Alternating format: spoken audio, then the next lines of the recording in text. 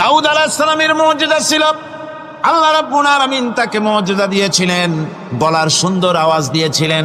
তিনি যখন জাব্বুর শরীফ তেলাওয়াত করতেন, উড়ন্ত পাখিরা ওড়া বন্ধ করে চতুর্দিকে বসে আল্লাহর কালাম শুনতো। তিনি লোহা দিয়ে অস্ত্র তৈরি করতেন।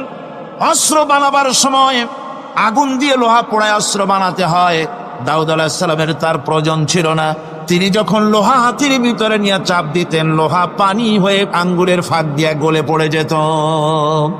এটা ছিল তার মুজিজা। হযরত সুলাইমান, আল্লাহ রাব্বুল আলামিন তাকে মুজিজা দান করলেন। কোরআনে কারীমের ভিতরে রব্বুল আলামিন বলেন, হযরত সুলাইমান আলাইহিস সালাম সকাল বেলায় বিনা মেশিনে বিনা ইঞ্জিনে তক্তার উপরে বসে যেতেন। তক্তা 1 মাসের পথ অতিক্রম করত। আবার সন্ধ্যা বেলায় বসতেন, এই তক্তা আর 1 মাসের পথ অতিক্রম করে যেত। ঈসা আলাইহিস সালামের মুজিজা ছিল, জন্মান্ধের চোখের উপরে হাত বুলিয়ে দিতেন, সঙ্গে সঙ্গে চোখ ভালো হয়ে যেত। কুষ্ঠব্যাধিগ্রস্ত লোকের গায়ে হাত বুলাতেন, সঙ্গে সঙ্গে কুষ্ঠব্যাধি ভালো হয়ে যেত। এই হলো তাদের মুজিজা। পয়গম্বরেরা বিদায় হয়ে গেলেন, মুজিজা বিদায় হয়ে গেল। দাউদ আলাইহিস সালাম বিদায় হলেন, মুজিজার সাথে নিয়ে গেলেন। তার উম্মতেরা ওই লোহাগুলি আর কেউ গলাতে পারে নাই, আজও কেউ গলাতে পারে না, হাত দিয়া চেপে ধরে। সুলাইমান আলাইহিস সালাম দুনিয়া থেকে বিদায় হয়ে গেছেন, মুজিজা নিয়ে কবরে চলে গেছেন। আজ আর তার অনুসারীরা অথবা দুনিয়ার কোন মানুষ বিনা ইঞ্জিনে তক্তায় বসে আর হাওয়ায় উঠতে পারবে না। মুসা আলাইহিস সালাম বিদায় হলেন, লাঠির মুজিজা চলে গেল। তার উম্মতেরা, তার অনুসারীরা কিয়ামত পর্যন্ত যদি 1000 চেষ্টা চালায়, লাঠিকে আর কোনোদিন সাপে পরিণত করতে পারবে না। ঈসা আলাইহিস সালাম, আল্লাহ রাব্বুল আলামিন তাকে উঠায় নিলেন, মুজিজা তিনি সাথে নিয়ে গেলেন। আজ তার কোটি কোটি শত শত কোটি উম্মতেরা দুনিয়ায় যারা তার উম্মত দাবি করে, খ্রিস্টানেরা, হাজারো যদি চেষ্টা চালায়, তবুও জন্মান্ধের চোখের উপরে হাত বুলিয়ে চোখ আর ভালো করতে পারবে না। কুষ্ঠব্যাধিগ্রস্ত লোকের গায়ে হাত বুলিয়ে কুষ্ঠব্যাধি ভালো করতে পারবে না। তার মানে হলো, নবীরা যে যা যত মুজিজা পেয়েছিলেন, জীবদ্দশায় মুজিজা কাজে লেগেছে, দুনিয়া থেকে বিদায় হয়েছেন, মুজিজা সাথে নিয়ে গেছেন। কিন্তু আপনার আমার নবী, বিশ্ব নবী জনাব মুহাম্মদ রাসূলুল্লাহ সাল্লাল্লাহু আলাইহি ওয়াসাল্লামের কাছে আল্লাহ রাব্বুল আলামিন তাকে যত মুজিজা দিয়েছিলেন, 3000-এর উপরে আল্লাহর নবীর মুজিজা ঘটেছিল 23 বছরের নবুয়তের জীবনে। তার মধ্যে শ্রেষ্ঠ মুজিজা হতেছে কোরআন মাজিদ। আল্লাহর নবী বিদায় হয়ে গেলেন, মুজিজা সাথে নিয়ে যান নাই, মুজিজা রেখে গেলেন দুনিয়ায়। কিয়ামত পর্যন্ত দুনিয়াবাসী, নবীর উম্মতেরা কোরআনের মুজিজা ব্যবহার করতে পারবে। কোরআনে কারীম রাসূল কারীম সাল্লাল্লাহু আলাইহি ওয়াসাল্লামের জীবনের শ্রেষ্ঠ মুজিজা। মানুষ পাগল হয়ে গেছে কোরআন শুনে। সুতরাং এই কোরআনের বৈশিষ্ট্য সকল দিক থেকে এক অপূর্ব একটি কিতাবে পরিণত করেছে, যা মানুষকে চিরকাল বিস্ময় হতবাক করে দিয়েছে। কোরআনের আরেকটি বৈশিষ্ট্য হচ্ছে, এই কোরআন এক সময় নাজিল হয় নাই। 30 পারা কোরআন শরীফ একসাথে নাজিল হয়েছে না, কোরআন নাজিল হয়েছে আস্তে আস্তে, ধীরে ধীরে। কত বছর লাগলো? 23 বছরেরও কিছু বেশি সময় ধরে কোরআন ধীরে ধীরে রাসূল কারীম সাল্লাল্লাহু আলাইহি ওয়াসাল্লামের কাছে অবতীর্ণ হয়েছে। এমনটি আর কোনো কিতাব হয়নি, যা আর কোনো ধর্মগ্রন্থ যারা অন্যরা দাবি করে, এরকম হয়নি। কোরআনে কারীমের আরেকটি বৈশিষ্ট্য হচ্ছে, যখন কাগজ ছিল না, ছাপাখানা ছিল না, এমনকি টেপ রেকর্ডার ছিল না, তখনকার নাজিলকৃত কিতাব যেভাবে নাজিল হয়েছিল সেইভাবে আজ পর্যন্ত অবিকল টিকে আছে, টিকে থাকবে ইলা ইয়াউমিল কিয়ামah। কিয়ামত পর্যন্ত কোরআনে কারীমের এই অকৃত্রিম অবিকৃত অবস্থায় কোরআনে কারীমের এই শান, এই বরকত টিকে থাকবে। এই জন্য কোরআন শরীফ হচ্ছে এই পৃথিবীর মহাবিশ্বের মহাবিশ্ব। কোরআন হচ্ছে পৃথিবীর মহাবিশ্বের মহাবিশ্ব। এর মর্যাদা সম্পর্কে রাসূল কারীম সাল্লাল্লাহু আলাইহি ওয়াসাল্লাম বলেছেন, ওয়ান উসমান রাদিয়াল্লাহু তাআলা আনহু আন্নাহু قال قال رسول الله صلى الله عليه وسلم خيركم من تعلم القرآن وعلمه رواه البخاري। আল্লাহর নবী বলেন, তোমাদের মধ্যে সর্বোত্তম ব্যক্তি সেই, তোমাদের ভিতরে ভালো ব্যক্তি, উত্তম ব্যক্তি সেই, যে ব্যক্তি নিজে কোরআন শেখে আর অন্যকে শেখায়। কোরআন যে শেখে আর অন্যকে যে শেখায়, সেই ব্যক্তি হলো তোমাদের মধ্যে সর্বোত্তম ব্যক্তি, ভালো ব্যক্তি। সুবহানাল্লাহ পড়েন। কোরআনে কারীমের এই মর্যাদা সম্পর্কে রাসূল করিম সাল্লাল্লাহু আলাইহি সাল্লাম বলেছেন, দুই ব্যক্তিকে, দুই শ্রেণীর লোককে ঈর্ষা করা যায়। অমুকে বিরাট বাড়ি করেছে, সে বাড়ি থেকে হিংসা হয়, আমি ওরকম বাড়ি করব, অমুকের মতো নেতা হব, অমুকের মতো বড় লোক হতে হবে। পরশ্রী কাতরতা অথবা ঈর্ষা করা, এরকমের ঈর্ষা করা জায়েজ নাই। রাসূলুল্লাহ বলেছেন দুই ব্যক্তির সঙ্গে ঈর্ষা করা যায়। আন ইবনে ওমর রাদিয়াল্লাহু তাআলা আনহু আন্নাহু قال قال رسول الله صلى الله عليه وسلم لا حسد الا على الاثنين। দুই ব্যক্তি ছাড়া অন্য কারো সাথে হিংসা করা যায় না, ঈর্ষা করা যায় না। কোন কোন ব্যক্তি? রাজুলুন আতাহুল্লাহুল কুরআন ফাহুয়া ইয়াকুমু বিহি আনা আল-লাইলি ওয়া আনা আন-নাহার। ওই ব্যক্তির সঙ্গে ঈর্ষা করা যায়, হিংসা করা যায় যে ব্যক্তিকে আল্লাহ পাক কোরআনের ইলম দান করেছেন, সে ব্যক্তি দিন রাত কোরআন তেলাওয়াত করে, কোরআনের উপরে আমল করে, কোরআনের উপরে থাকে, মানুষকে কোরআনের দাওয়াত দেয়। ওই লোকের সাথে ঈর্ষা করা দরকার যে তার মতো হতে চায়।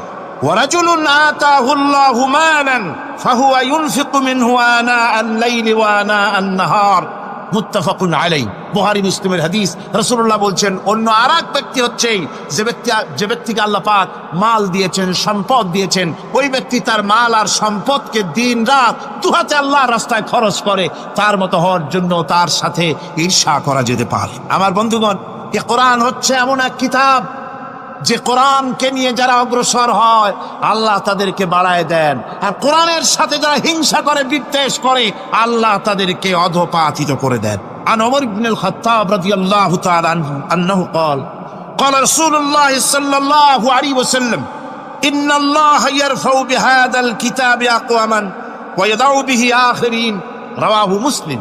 হযরত ওমর রাদিয়াল্লাহু তাআলা আনহু বলছেন যে আল্লাহ পাক এই কোরআনের সাহায্যে এক শ্রেণীর লোককে প্রতিষ্ঠিত করবেন দুনিয়ার বুকে, এবং আখিরাতেও আর এক শ্রেণীর লোককে করবেন অধঃপাতিত। যারা কোরআনের সাথে বিরোধিতা করবে, তারা যদি হিরো হয় আল্লাহ তাদেরকে জিরো বানাবেন। কি বানাবেন? জোরে কন কি বানাবেন? জিরো বানিয়ে দিবেন। আর কোরআনকে নিয়ে যারা আগ বাড়ে, তারা যদি জিরো হয় আল্লাহ পাক তাদেরকে কি বানায় দেন?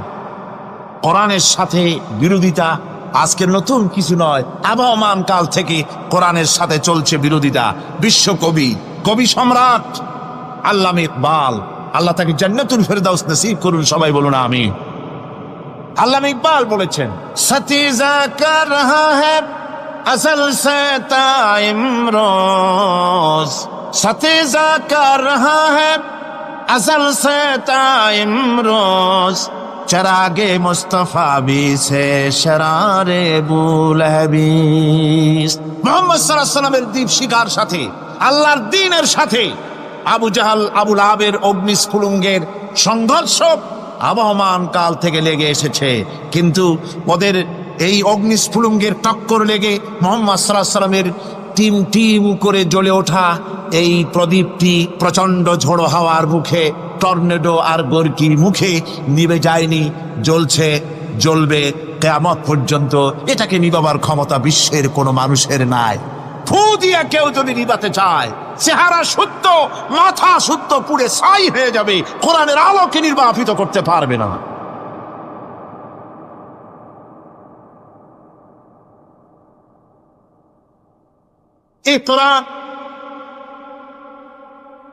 এই কোরআন যার সিনার ভিতরে থাকে, যার সিনার মধ্যে থাকে, সে হয় সমৃদ্ধ, আর যার সিনার মধ্যে থাকে না সে হয় সবচাইতে ফকির আর এতিম।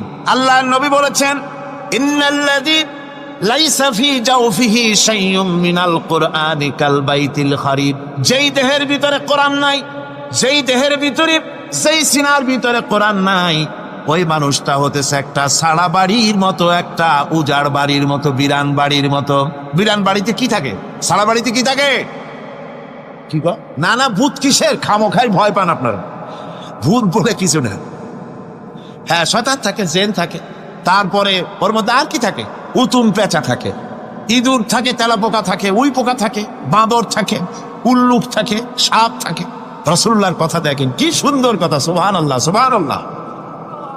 যে দেহের ভিতরে কোরআন নাই, সারা বাড়িতে যা থাকে, পুরো বাড়িতে যা থাকে, বিরাট বাড়িতে যা থাকে, যে দেহে কোরআন নাই সেই দেহের মধ্যে তাই থাকে। আজ দেখুন বাংলাদেশের শিক্ষাঙ্গনে কলেজ ইউনিভার্সিটিগুলিতে কোরআন পড়ানো হয় না। বলেন ঠিক কিনা? আমাদের বিশ্ববিদ্যালয়গুলিতে কোরআন পড়ানো হয়, তাফসীর পড়ানো হয়, হাদিস পড়ানো হয়। হাদিস কোরআন আল্লাহর কালাম পড়ানো হয় না বলে অবস্থা কি হয়েছে? হাদিস থেকে মিলায় নেন। ইন্নাল্লাযী লাইসা ফি জাওফিহি শাইয়্যুম মিনাল কুরআনি কাল বাইতিল খারিব। কোরআন নাই তো সারা বাড়ি, কোরআন নাই তো কি আছে? যে ঘরের মধ্যে মানুষ নাই, উল্লুক থাকে, ভাল্লুক থাকে, শয়তান থাকে, তেলাপোকা থাকে, সারপোকা থাকে, হিংস্র প্রাণী ভরপুর থাকে। যে শিক্ষা প্রতিষ্ঠানে কোরআন পড়ানো হয় না, সেখানেও সন্ত্রাসীরা বাস করতে পারে, ভালো মানুষ টিকতে পারে না।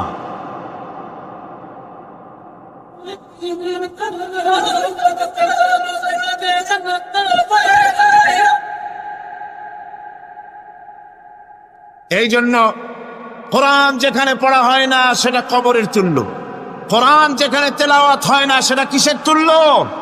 কবরের তুল্য। আল্লাহর নবী বলেছেন, আনাবি হুরায়রা রাদিয়াল্লাহু তাআলা আনহু আন্নাহু ক্বাল ক্বালা রাসূলুল্লাহ সাল্লাল্লাহু আলাইহি ওয়াসাল্লাম লা তাজআলু বুয়ুতাকুম মাকাবির, রাওয়াহু মুসলিম। আল্লাহর নবী বলেন, তোমাদের ঘরগুলিকে তোমরা কবর বানাইও না।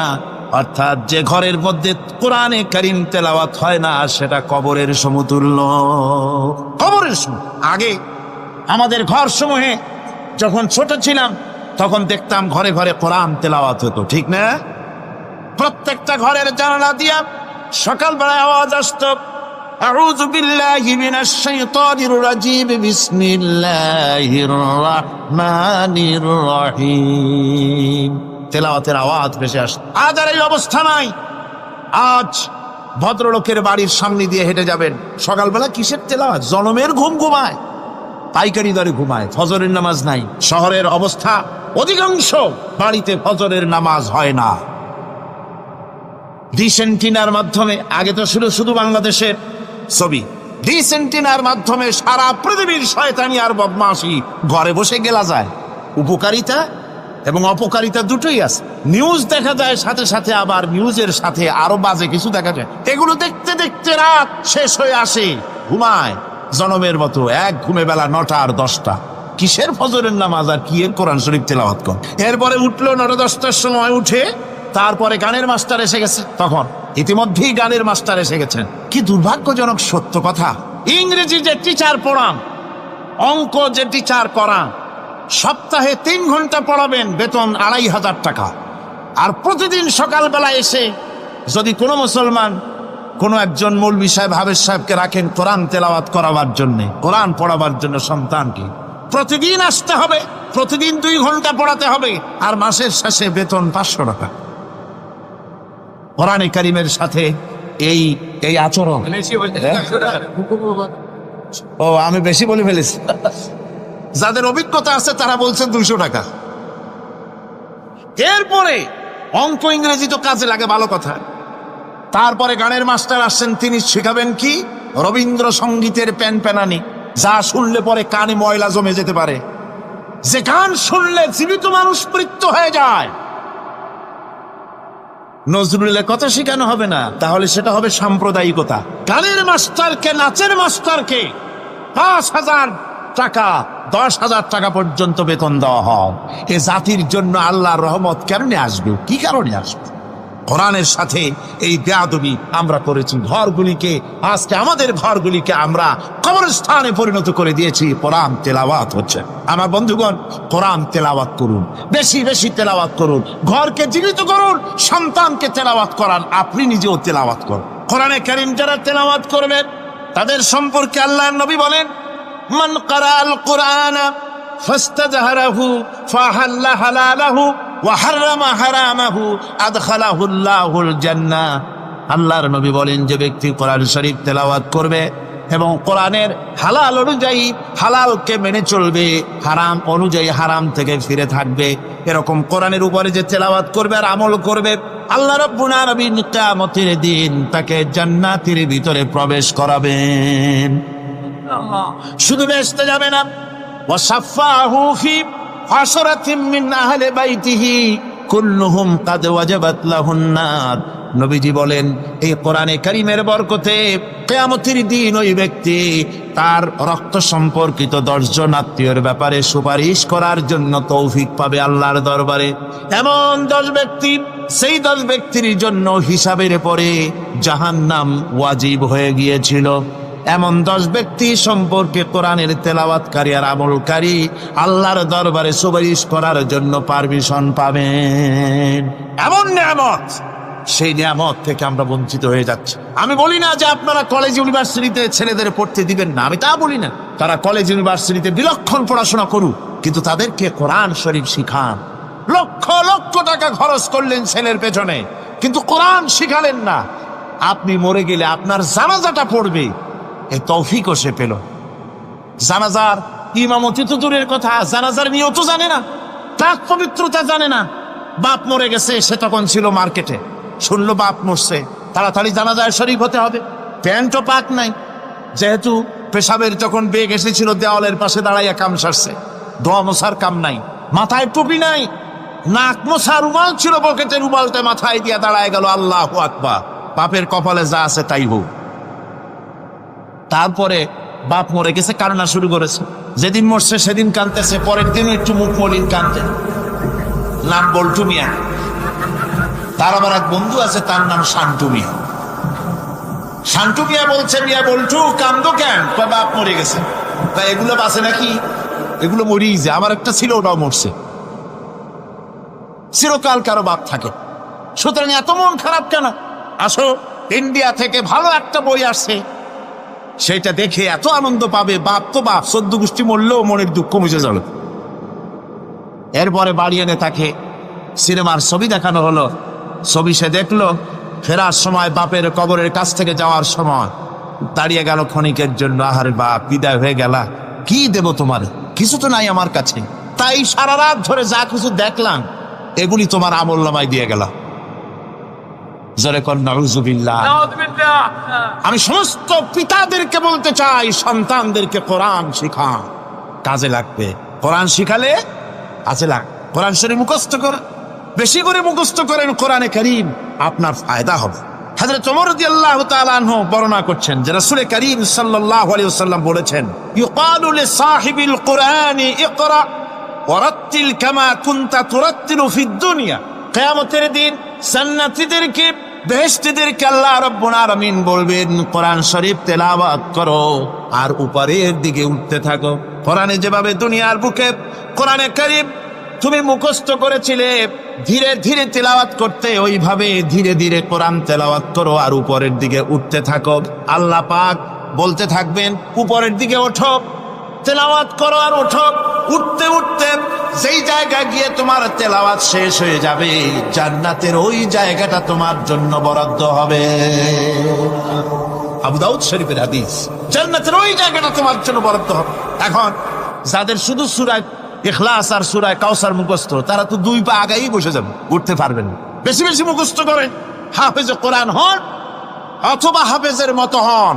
বেশি বেশি মুখস্থ করেন সূরা ইয়াসিন, সূরা দুখান, সূরা আর রহমান, সূরা ওয়াকিয়া, সূরা মুজাম্মিল, যে সমস্ত সূরা, বেশি সূরা আল আরাফ, সূরা কাহাফ, সূরা মারিয়াম ইত্যাদি মুখস্থ করেন। কিয়ামতের দিন কাজে লাগবে, জান্নাতের অত উঁচায় উঠতে পারবেন। হাফেজ যে কোন জায়গায় যাবে, সুবহানাল্লাহ ওয়া বিহামদি। 30 পারা কোরআন যার সিনার ভিতরে, জান্নাতের কোন জায়গাটা আল্লাহ তাকে বরাদ্দ করবেন। সুবহানাল্লাহ, সুবহানাল্লাহ। কোরআনে কারীমকে মুখস্থ করুন, বেশি করে মুখস্থ করুন। কোরআনে কারীমকে বেশি করে তেলাওয়াত করুন। এই কোরআনে কারীমকে যারা বেশি করে তেলাওয়াত করবে, তেলাওয়াত করতে গিয়ে যারা আল্লাহর কাছে কিছু চাওয়ার সময় পাবে না, তাদের সম্পর্কে রাসূল কারীম সাল্লাল্লাহু আলাইহি ওয়াসাল্লাম বলেছেন, হাদিসে কুদসি, হাদিসে কুদসি রাসূল কারীম সাল্লাল্লাহু আলাইহি ওয়াসাল্লাম বলেছেন, ইয়াকুলু রাব তাবারাক ওয়া তাআলা মান শাগালাহুল কুরআন আন যিকরি মাসআলাতি আতাইতুহু আফজালা মা উতিয়া সাইলি। আল্লাহর নবী বলেন, আমার আল্লাহ পাক বলেছেন, কোরআন তেলাওয়াত করতে গিয়ে যারা ব্যস্ত থাকে, কোরআন তেলাওয়াত করতে করতে যারা আমার কাছে হাত পেতে কিছু চাওয়ার সময় পায় না, যারা আমার কাছে হাত পেতে কিছু চায়, তাদের থেকে তেলাওয়াতকারীদেরকে আমি রব্বুল আলামিন বেশি করে দেই। সুবহানাল্লাহ। কোরআন তেলাওয়াত করতে করতে যারা আল্লাহর কাছে হাত পেতে চাওয়ার সময় পায় না, আল্লাহ পাক বলেন যারা চায় তাদের থেকে তেলাওয়াতকারীকে আমি বেশি দেই। আমার বন্ধুগণ, শুধু তাই নয়, এ কোরআনে কারীম যারা তেলাওয়াত করবে, আমল করবে, কিয়ামতের দিন তার মা বাপের মাথার উপরে আল্লাহ রাব্বুল আলামিন, আবু দাউদ শরীফের হাদিসে এসেছে, তার মা বাপের মাথার উপরে নূরের টুপি পরিধান করানো হবে। এমন নূরের টুপি, এমন নূরের তাজ পরানো হবে, চন্দ্র সূর্যের আলোকে ম্লান করে দেবে। হাসরবাসীরা প্রশ্ন করবেন, এ লোকটি কে? কোনো ফেরেশতা নাকি? বলে না। কোনো নবী নাকি? বলে না। তবে কি ইনি কে? জবাব হবে, তিনি হচ্ছেন সেই ব্যক্তি যিনি তার সন্তানদেরকে কোরআন শিখিয়েছিলেন। কোরআন শিখানোর কারণে আল্লাহ রাব্বুল আলামিন আজ তার মা বাপের মাথার উপরে নূরের টুপি পরিধান করে হাসরের ভিতরে মর্যাদা দিলেন। কিয়ামতের দিন দুনিয়াও মর্যাদা পাওয়া যাবে, আখিরাতেও মর্যাদা পাওয়া যাবে যদি কোরআনে কারীমকে তেলাওয়াত করা যায়, আমল করা যায়, বোঝা যায়, তাহলে এ সমস্ত নিয়ামত আল্লাহ পাক দান করবেন। সুতরাং এই এত বড় নিয়ামত থেকে আমরা যেন কেউ বঞ্চিত হয়ে না যায়। কোরআন হচ্ছে এমন এক কিতাব যার তাফসীর লেখা হয় নাই। পৃথিবীতে এমন কোনো ভাষা নাই, পৃথিবীর উল্লেখযোগ্য সবগুলি ভাষায় কোরআনে কারীমের তাফসীর লেখা হয়েছে, কিন্তু কোন মুফাসসির আজ পর্যন্ত কথা বলেন নাই যে আমি যে তাফসীর লিখছি এর চাইতে ভালো তাফসীর আর কেউ লিখতে পারেও না আর পারবেও না, এটা শেষ, আর তাফসীর লেখা লাগবে না। এ কথা কেউ বলতে পেরেছে? জোরে বলেন, পেরেছে? পারে নাই। তার কারণ কি? আল্লাহ রাব্বুল আলামিন বলেন, قُلْ لَوْ كَانَ الْبَحْرُ مِدَادًا لِكَلِمَاتِ رَبِّي لَنَفِدَ الْبَحْرُ قَبْلَ أَن تَنفَدَ كَلِمَاتُ رَبِّي وَلَوْ جِئْنَا بِمِثْلِهِ مَدَدًا।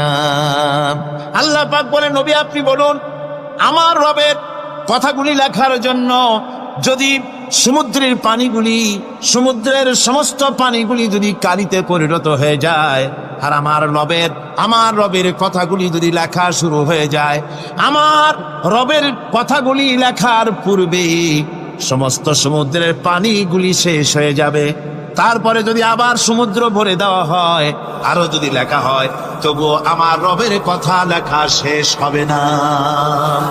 আল্লাহ রাব্বুল আলামিন বলেন, وَلَوْ أَنَّ مَا فِي الْأَرْضِ مِنْ شَجَرَةٍ أَقْلَامٌ وَالْبَحْرُ يَمُدُّهُ مِنْ بَعْدِهِ سَبْعَةُ أَبْحُرٍ مَا نَفِدَتْ كَلِمَةُ اللَّهِ। আল্লাহ রাব্বুল আলামিন বলেন, মা নাফিদাত কালিমাতুল্লাহ। আল্লাহ পাক বলেন, 7টা সমুদ্রের পানি যদি একত্রিত করা হয়, 7টা সমুদ্রের পানি যদি এক জায়গায় করা হয়, এই পানিগুলি যদি কালিতে পরিণত হয়ে যায়, আর পৃথিবীর সমস্ত গাছগুলি যদি কলমে পরিণত হয়ে যায়, ওই গাছগুলি দিয়ে যদি ওই পানি রূপ কালি দিয়ে আমার প্রভুর কথা, আল্লাহ রাব্বুল আলামিনের কোরআনের কথা যদি লেখা শুরু হয়ে যায়, লিখতে লিখতে সমস্ত পানিগুলি, গাছগুলি শেষ হয়ে যাবে, আল্লাহ পাকের কালামের ব্যাখ্যা লেখা শেষ হবে না। মা নাফিদাত কালিমাতুল্লাহ, আল্লাহর কথা লেখা শেষ হবে না। এত বড় বিরাট আজিম কিতাব আল্লাহ পাক আমাদেরকে দান করেছেন, সুবহানাল্লাহ করেন। এই কিতাবের এত বড় গুরুভার আল্লাহ রাব্বুল আলামিন বলেছেন, লাউ আনজালনা হাযাল কুরআনা আলা জাবালিন লারাআইতাহু খাশিআন মুতাসাদ্দিআন মিন খাশিয়াতিল্লাহ। আমি যদি এই কোরআনকে পর্বতের উপরে নাযিল করতাম, তাহলে তুমি দেখতে পেতে আমার ভয় ভীত সন্ত্রস্ত হয়ে পাহাড়গুলো চূর্ণ বিচূর্ণ হয়ে যেত। এত বড় আসিফ কিতাব আমি তোমাদেরকে দান করেছি, যার গুরুভার বহন করতে কেউ রাজি হয়নি, পাহাড় পর্বত কেউ রাজি হয়নি, মানুষ রাজি হয়েছে। এই মানুষের উপরে আমি এটা অবতীর্ণ করেছি, গোটা বিশ্ববাসীর সামনে এই কিতাব আমি দিয়েছি তোমাদেরকে, এর দ্বারা হেদায়েত তোমরা গ্রহণ করবে। কিয়ামতের দিন আল্লাহর এই বিরাট নিয়ামত আমাদেরকে দান করলেন, আমরা এই নিয়ামতের না শুকর করেছি, অর্থাৎ এই কোরআনকে আমরা ব্যবহার করেছি, সঠিকভাবে করি নাই, বেঠিকভাবে করেছি। প্রথম দিন, দ্বিতীয় দিন আমি বলেছি কোরআন শরীফকে শুধু তাবিজ তুমারের জন্য, শুধু সওয়াবের জন্য তেলাওয়াত করেছি। আসলে শুধু সওয়াবের জন্য তো আসেনি কোরআন। কোরআন বুঝতে হবে, আমল করতে হবে, তবে না শান্তি পাবো। আপনি যদি, কোরআন হচ্ছে মানুষের জীবন সমস্যার সমাধানের গ্রন্থ। ওষুধ খেলে রোগ ভালো হয়, ওষুধ খেলে কি হয়? কেউ যদি সকাল বেলায় তসবিহ হাতে নিয়ে 500 বার পড়ে ওষুধ ওষুধ ওষুধ, 500 বার পড়লো রোগ কি ভালো হবে? বরং রোগ আরো বাড়তে পারে চিল্লে। শীতের জন্য লেপ গায়ে যায় না দিয়া কেউ যদি চিল্লাইতে থাকে, জিকির করে লেপ্ত শোক, শীত কি বন্ধ হবে নাকি? পানির পিপাসায় ছটফট করে মানুষ যদি চিল্লায় পানি পানি পানি পানি পানি, পানির পিপাসা আরো বাড়বে। তাহলে কি বোঝা গেল? পিপাসা লাগলে পানি পান করতে হবে, শীত লাগলে কম্বলটা গায়ে দিতে হবে, রোগ হলে ওষুধটা খেতে হবে, তাহলে সব সমস্যার সমাধান হবে। অনুরূপ ভাবে আমরা শুধু কোরআনে কারীমকে তেলাওয়াত করি সবের নিয়তে, তার হুকুমগুলি জীবনের উপরে আমল করি না বলে আজকের জীবন আমাদের বিপর্যস্ত হয়েছে। ব্যক্তিতে, পরিবারে, রাষ্ট্রে শান্তি নাই, কোথাও শান্তি নাই এই কারণে। আর কিয়ামতের দিন রাসূল আসামি করবেন তাদেরকে যারা কোরআন অমান্য করেছে। রাসূল হবেন বাদী হবেন কে? যারা বলেন কে বাদী হবে? রাসূল। আসামি হবে কারা? যারা কোরআন ছেড়ে দিয়েছে। আল্লাহ রাব্বুল আলামিন বলেন, وقال الرسول يا رب إن قوم اتخذوا هذا القرآن مهجورا। কিয়ামতের দিন রাসূল আল্লাহর দরবারে ফরিয়াদ করবেন, আয় আমার রব, আয় আমার আল্লাহ তাআলা, এই সমস্ত লোকগুলি তোমার কালামকে, তোমার কোরআনকে অপ্রয়োজনীয় জিনিস বলে তারা পরিত্যাগ করেছিল। কোরআনকে অপ্রয়োজনীয় মনে করেছে, কোরআনের সাথে ঠাট্টা করেছে, বিদ্রুপ করেছে, কোরআন শিক্ষা ভিক্ষার ঝুলি শেখার বুলি মনে করেছে, কোরআনের কোনো মূল্য দেয় নাই, কোরআনের কোনো দাম দেয়নি, কোরআনের সাথে ঠাট্টা করেছে, কোরআনের আইনের সাথে ঠাট্টা করেছে, বিদ্রুপ করেছে। আমাদের দেশে শিক্ষাবিদ, চিন্তাবিদ, বুদ্ধিজীবী ধরনের নামধারী এক শ্রেণীর লোকেরা কোরআনের সাথে সরাসরি বেয়াদবি করেছে।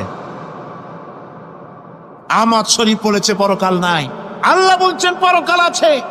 আর আহমদ তো না, ওটা কি? এই আহম্মক সে বলেছে পরকাল নাই, বিবাহ মানি না, কবর আযাব মানি না, কিয়ামতের দিন বিচার হবে তাও মানি না, অস্বীকার করেছে, এটাকে নিয়ে ঠাট্টা করেছে। আহমদ শরীফ লিখেছেন নিজে যে আল্লাহ বলতে কেউ নাই, মানুষ তাকে চিন্তা করে সৃষ্টি করেছে, স্রষ্টা বলতে কেউ নাই। তারপরে আর একটা মেয়ে লোক, আমি ওটার নাম নিতে ঘৃণা বোধ করি, এটি হচ্ছে চরম ধর্মদ্রোহী, রাষ্ট্রদ্রোহী, নাস্তিক, জাহান্নামের কীট, ডাস্টবিনের আবর্জনা। এই মেয়ে লোকটি বলেছে, তার বইতে লিখেছে, বেহেশত হচ্ছে এক অসভ্য উদ্যান। কোরআন শরীফে আল্লাহ পাক বলেছেন, আমলে সালেহ যারা করবে, নবীরা, ওলিরা, সিদ্দিকিন, শুহাদা সব যাবে জান্নাতে। আর সেই জান্নাতকে এই হাবিসা, এই নিকৃষ্ট ধর্মদ্রোহী, রাষ্ট্রদ্রোহী মহিলা, এই সে বলেছে বেহেশত হচ্ছে এক অসভ্য উদ্যান। পৃথিবীর অতৃপ্ত বহুগামী পুরুষেরা তাদের থাকার জায়গা হবে ওই বেহেশতের মধ্যে। যেরকম নাউজুবিল্লাহ। এই মেয়ে লোকটি সমগ্র নারী জাতির কলঙ্ক। ভারত বাংলাদেশের শ্রেষ্ঠ শত্রু ভারত এই শয়তানকে পয়সা দিয়া পুষতেছে। কলকাতায় দাওয়াত দিয়ে আনন্দ পুরস্কার দিয়েছে। সে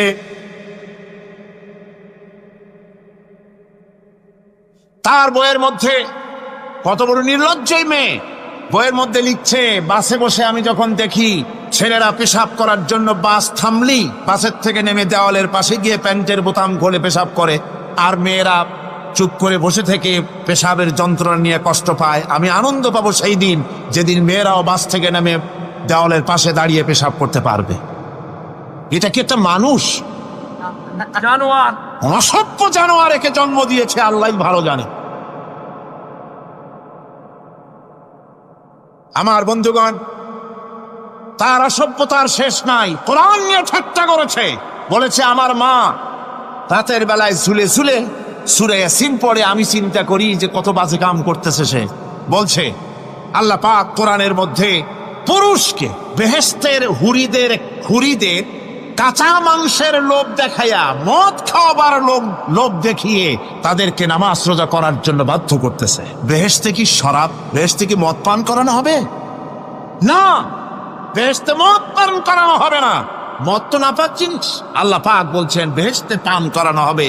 ওয়াসাকাহুম রাব্বুহুম শারাবান তাহুরা, জান্নাতের ভিতরে আল্লাহ পাক শারাবে তাহুর পান করাবেন, যেটা নিজেও পাক এবং যে পান করবে সেও পবিত্র হয়ে যাবে। সুবহানাল্লাহ। সুতরাং এই কোরআন নিয়ে ঠাট্টা বিদ্রুপ যারা করেছে, কিয়ামতের দিন আল্লাহর দরবারে তাদেরকে উঠতে হবে, আজ হোক কাল। আমি জানি না বাংলাদেশ সরকার ভারতের ভয়ের চোটে এই মেয়ে লোককে পুলিশ প্রহারা দিয়া পুষতেছে নাকি আমার বুঝে আসে না। বাংলাদেশ সরকারের পররাষ্ট্র মন্ত্রণালয় রীতিমতো আসামির কাঠগড়ায় দাঁড়িয়ে বিবৃতি দিয়েছেন এবং তাকে পুলিশ প্রহরার ভিতরে রেখেছে। বাংলাদেশের দণ্ডবিধি অনুযায়ী ওর তো ফাঁসি হয়ে যাওয়া উচিত। কোরআনের বিরুদ্ধে কথা বলেছে, আল্লাহর কোরআন নিয়ে ঠাট্টা করেছে। আমার বন্ধুগণ, কিয়ামতের দিন যখন এরা উপস্থিত হবে আল্লাহর দরবারে, আল্লাহ রাব্বুল আলামিন কোরআনের সাথে যারা ঠাট্টা করেছে, বিদ্রুপ করেছে, কোরআনের আইনকে নিয়ে যারা ঠাট্টা বিদ্রুপ মজাক উড়াইছে, কিয়ামতের দিন তাদেরকে বলা হবে ওয়াকিলাল ইয়াউমা নানসাকুম কামা নাসিতুম লিকা ইয়াউমিকুম হাদা। কিয়ামতের দিন আল্লাহ রাব্বুল আলামিন কোরআনের ঠাট্টাকারী, কোরআনের বিদ্রুপকারী, কোরআনের আইনের অমান্যকারীদেরকে বলবেন আমি আজকে তোমাদের ভুলে গেলাম, যেমন করে তোমরা এই দিনে আমার সঙ্গে সাক্ষাৎকারের কথা ভুলে গিয়েছিলে। তোমরা যেমন আমার আজকের এই কিয়ামতের দিনের কথা যারা ভুলে গিয়েছিলে, আজকে আমিও তোমাদেরকে ভুলে গেলাম। এরপরে কি হবে? ওয়ামাওয়াকুমুন নার ওয়ামা লাকুম মিন নাসিরিন। আল্লাহ পাক বলেন এরপরে এদের জায়গা হবে জাহান্নাম, আর এদের সাহায্যকারীও কেউ থাকবে না, জাহান্নামে চিরকাল থাকতে হবে। এটা এই জন্যে যে তারা আল্লাহর কোরআনের সঙ্গে ঠাট্টা করেছে, বিদ্রুপ করেছে, কোরআনের আইন মানে নাই, কোরআনের আইনকে অমান্য করে চলেছে। এই জন্য কিয়ামতের দিন আল্লাহ রাব্বুল আলামিন তাদেরকে শাস্তি প্রদান করবেন। কোরআন পৃথিবীর বুকে আল্লাহ নাজিল করেছেন, শুধু তেলাওয়াত করবেন ঝুলে ঝুলে, এই জন্য নয়। কি জন্য নাজিল হলো? এবার উদ্দেশ্য শুনুন। আল্লাহ পাক বলেন আর রহমান আল্লামাল কোরআন। আল্লাহ রাব্বুল আলামিন তিনি হলেন এমন দয়াবান, এমন রহমান, যিনি কোরআন শিখালেন। কি কারণে শিখালেন? কোরআন নাজিলের উদ্দেশ্য কি? আল্লাহ পাক বলেন ইন্না আনজালনা ইলাইকাল কিতাবা বিল হাক্কি লিতাহকুমা বাইনান নাসি বিমা আরাকাল্লাহ। আল্লাহ পাক বলেন এই কিতাব আমি আপনার প্রতি অবতীর্ণ করেছি এই জন্যে যাতে করে আপনি আল্লাহর প্রদর্শিত এই বিধান অনুযায়ী মানুষের উপরে বিচার ফয়সালা করতে পারেন। মানুষের উপরে আইন চলবে আল্লাহ। কার আইন? জোরে বলেন কার আইন? আলা লাহুল খালক ওয়াল আমর। সৃষ্টি যার, আইন চলবে কার? আল্লাহ পাক বলেন এই জন্য নাজিল করলাম, কোরআন নাজিল করেছি যাতে করে কোরআনের আইন দিয়ে বিচার ফয়সালা করতে পারেন, সেই জন্যই কোরআন নাজিল করলাম। আসলে আল্লাহ নবীর এই পৃথিবীতে আগমনের উদ্দেশ্য ওটাই ছিল। হুয়াল্লাযী আরসালা রাসূলাহু বিল হুদা ওয়া দীনিল হক লিইয়ুযহিরাহু আলাদ-দীনি কুল্লিহি ওয়া কাফা বিল্লাহি শাহীদা। আল্লাহ রাব্বুল আলামিন বলেন আমি আমার রাসূলকে দ্বীনে হক, সত্যের বিধান সহকারে দুনিয়ায় প্রেরণ করেছি। লিইয়ুযহিরাহু আলাদ-দীনি কুল্লিহি আয় লিইয়ুগলিবাহু আলা সাইরিল আদিয়ান। সমস্ত আদিয়ানে বাতিলের উপরে আমার দ্বীনকে বিজয়ী করে দেওয়ার জন্য আমি রাসূলের কাছে কিতাব সহকারে তাকে অবতীর্ণ করেছি। এ দায়িত্ব শুধু মুহাম্মদ সাল্লাল্লাহু আলাইহি ওয়াসাল্লামের ছিল না, দুনিয়ার উপরে আল্লাহর দ্বীন কায়েম করা, আল্লাহর বিধান অনুযায়ী মানুষের বিচার ফয়সালার দায়িত্ব শুধু মুহাম্মদ সাল্লাল্লাহু আলাইহি ওয়াসাল্লামের ছিল না, সমস্ত নবীদের ছিল। কাদের ছিল? সব নবীদের ছিল। ফাবাআসাল্লাহু আন-নাবিয়্যিনা মুবাশশিরিনা মুনযিরিন وأنزل معهم الكتاب بالحق ليحكم بين الناس। আল্লাহ পাক বলেন, সমস্ত নবীদের কাছে আমি কিতাব অবতীর্ণ করেছি এই জন্য যে তারা সহজ এবং সোজা পথে যারা চলতে চায় তাদেরকে তিনি সুসংবাদ দিবেন, আর বাঁকা পথে যারা চলবে তাদেরকে তিনি জাহান্নামের ভীতি প্রদর্শন করবেন। আর আমি তার উপরে যে কিতাব অবতীর্ণ করেছি এই কিতাব দিয়ে জনগণের উপরে বিচার ফয়সলা করবে, আইন চলবে আল্লাহর কিতাব দিয়ে। আইন চলবে কি দিয়ে? আল্লাহর কিতাব দিয়ে। আল্লাহর কিতাব অনুযায়ী জনগণকে পরিচালিত করবেন। এই জন্য আমি এই কোরআনকে নাজিল করেছি, অতীত এই কিতাবগুলি নাজিল করেছি। قل يا أيها الناس قد جاءكم الحق من ربكم। আল্লাহ পাক বলে, নবী আপনি বলে দেন, আপনি বলুন, হে মানব সকল, আল্লাহর পক্ষ থেকে তোমাদের জন্য মহাসত্য এসেছে। এই মহাসত্য যদি অনুসরণ করো তোমাদের জন্য কল্যাণকর হবে। ওমান দাল্লা ফাইন্নামা ইয়াদুল্লু আলাইহা। আর যদি কোরআনকে অমান্য করো, আল্লাহর কিতাবকে অমান্য করো, তাহলে তোমাদের জন্য অকল্যাণ হবে। আজ আপনারা বলেন, আল্লাহর কিতাবের আইন কি আমাদের দেশে চলে? কোরআনের আইন কি চলে? চলে না। কোরআনের আইন চলে না। আমরা কি খুব শান্তিতে আছি? খুব আরামে আছি? শ্রমিকরা তাদের শ্রমের মূল্য পায়, কৃষক তার উৎপাদিত পণ্যের সঠিক দাম পায়, নারী তার সতীত্বের মর্যাদা পায়। জনগণ কি আরামে ঘুমাতে পারে? না, জনগণ রীতিমতো দুবেলা পেট পুরে সমস্ত জনগণ খেতে পারে। এর একমাত্র কারণ হচ্ছে কোরআনের আইনকে অমান্য করা হয়েছে। ভালো করে কান পেতে শুনুন, আল্লাহ রাব্বুল আলামিন কোরআনে কারীমের মধ্যে পরিষ্কার করে বলেছেন, ওয়ামান লাম ইয়াহকুম বিমা আনজালাল্লাহু ফাউলাইকা হুমুল কাফিরুন। যারা নাকি আমার দেওয়া বিধান অনুযায়ী, কোরআন অনুযায়ী যারা বিচার ফয়সলা করে না, ফাউলাইকা হুমুল কাফিরুন, ফাউলাইকা হুমুল যালিমুন, ফাউলাইকা হুমুল ফাসিকুন। যারা আমার দেওয়া বিধান অনুযায়ী বিচার ফয়সলা করে না তারা কাফির, তারা জালিম, তারা ফাসিক। সুতরাং এর ভিতরে এই জুলমের মধ্যে জালিমদের অন্তর্গত, ফাসিকদের অন্তর্গত হয়ে বাংলাদেশের বহু মুসলমান, পৃথিবীর বহু এলাকার মুসলমান এর মধ্যে লিপ্ত হয়ে আছে। কোরআনের আইন চালু না করলে পরে, কোরআনের আইন না মানলে পরে জালিম হতে হবে, কাফির হতে হবে, ফাসিক হতে হবে। অর্থাৎ যতখানি না মানবেন ততখানি এই বিশেষণে বিভূষিত হতে হবে। এক শ্রেণীর লোক আছে যারা বলে বেড়ান ধর্ম আর রাজনীতি আলাদা। বলেন কিনা? জোরে বলেন, বলে কিনা? ধর্ম আর রাজনীতি আলাদা। তারা বলেন আমরা ধর্ম নিরপেক্ষ থাকতে চাই। তারা কি থাকতে চায়? ধর্ম নিরপেক্ষ থাকতে চায়। কোরআনে কারিমে এই ধর্ম নিরপেক্ষবাদীদের ব্যাপারে কোরআন কি বলছে শুনুন।